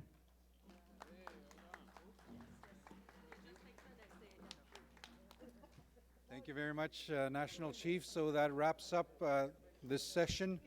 And I'd like to, oh, I see, okay, will it be quick? Okay, very quick. Microphone one. Microphone one, please. Miigwech for those closing remarks, National Chief. My name is Linda DeBoski, come from Chiging First Nation. I guess this is really either a clarification or a point of order around the process for the remaining resolutions. Some have been on the floor since July, and I don't think it's fair to our communities and our people to allow that to continue to be delayed. I think there are some very important and urgent resolutions that still need to be addressed. And while I know everybody's pretty excited to see the Prime Minister on his way out, I think our people are much more important than that. And further that, you know, there are many people waiting for these types of resolutions. So I know we've probably lost quorum and there's a big party. I think that's pretty important for some. So I'm suggesting that for the record, likely because we've lost quorum, that a special assembly be held within the next 45 days to deal with the remaining resolutions. And then that way in April we can start off fresh. And I think that's a really supportive pathway in the vision of the healing path forward, because we do have to heal that animosity of frustrated people waiting for their resolutions. Miigwech. Miigwech, thank you. So again, according to the procedures, the resolutions do go to the AFN executive, the next AFN executive meeting, or the next Chiefs Assembly. So you are proposing the next one is scheduled in April. You are suggesting an earlier meeting, so the point is taken. You have been heard, and the decision will be made moving forward. I cannot respond to say that it will happen, but the point has been taken, you have been heard, and those are the processes.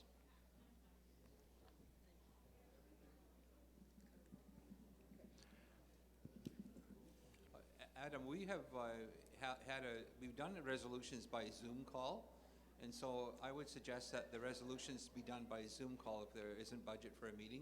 It gives the chiefs that want to speak to those resolutions an opportunity. I just think it would bring about more unity in the assembly if it was done like that. Thank you. And some of the chiefs wanted to make amendments to the resolutions, and so really it takes away their voice when it's handled differently. Thank you very much, Chief Miracle. So the point is taken. The AFN will take that back. So miigwech, thank you. At this point, we would like to continue with the closing. I'd like to say thank you. It's been a real privilege, Chiefs, to work with you and see your dedication. A lot of hard work and a lot of commitment to proceed and continue with the discussion. So with that, miigwech, minoad goabaman. We'll see you again. Miigwech, I'll turn it over to my colleague.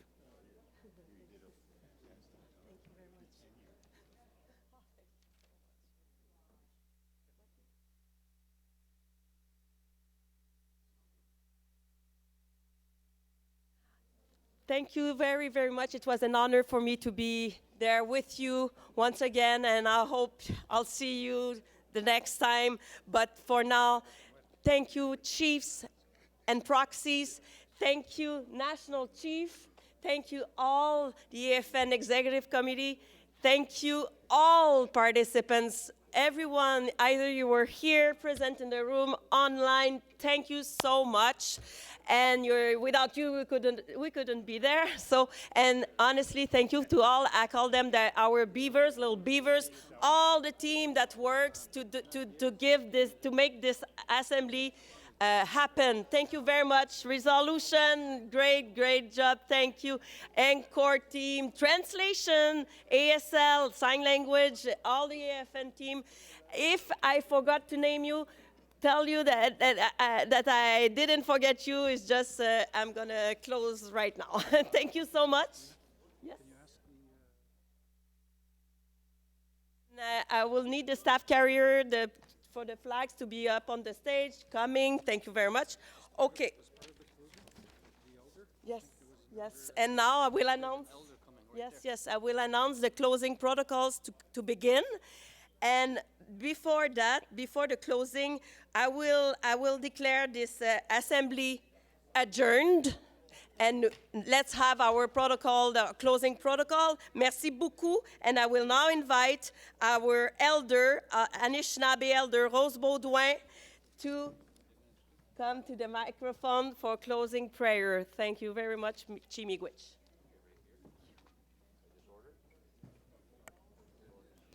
Kwekina, my name is Rose Baudouin. And I want to thank everybody that came to this assembly. You want me to stop?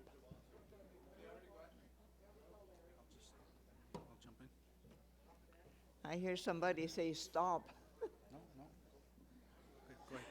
No. Okay.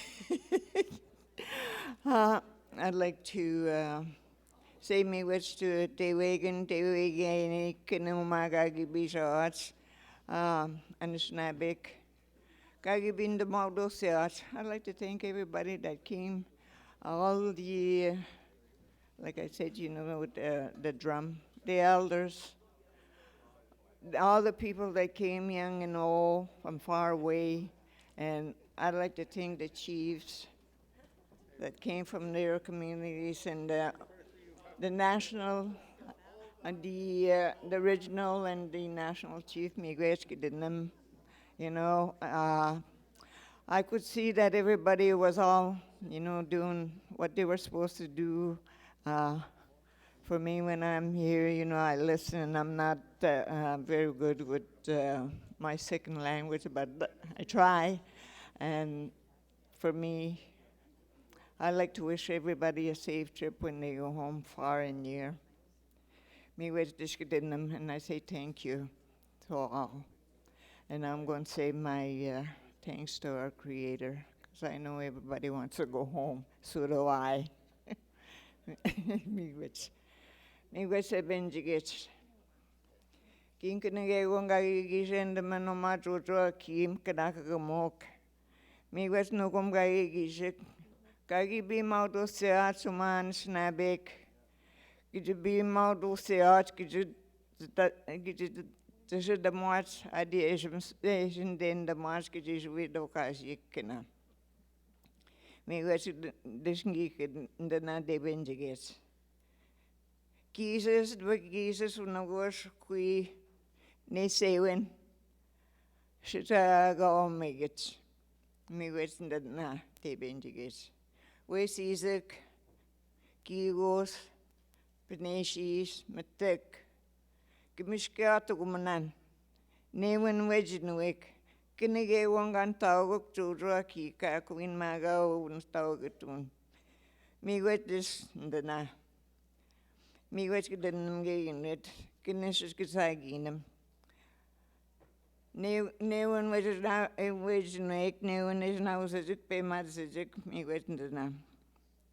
The books I mean, they benjigets, Jigama dog ni janja shakagi pkesiat, mangi kumagagi shibigwe de nanyuk, kagan mojgade kagi pkesiat, giktabnatan, kanawi kegin the toginiot.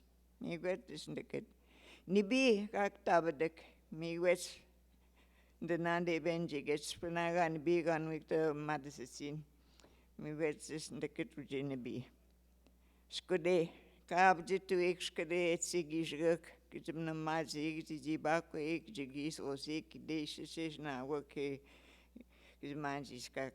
Me wet listen to Nande Benjigas, Spenge won't unique and de Benjigas, showing mission. Me wets, me wets, me wets.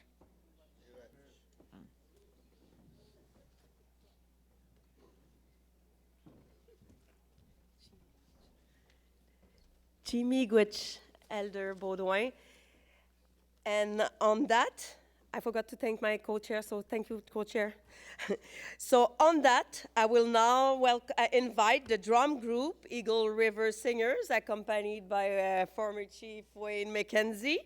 And they will do a flag song and then a travel song. Thank you very much, Miigwech.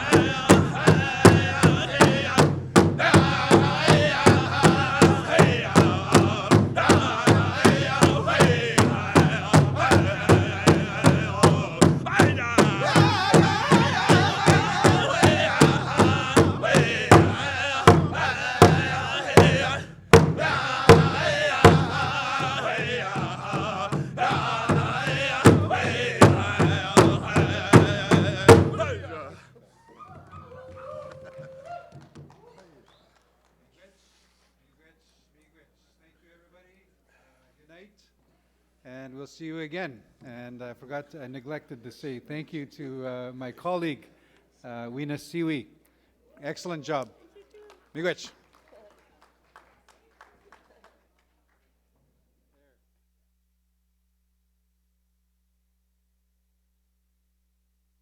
Back home, and don't forget, there's a gala at 6:15, I think. I don't know what time is it, but pretty soon. Thank you.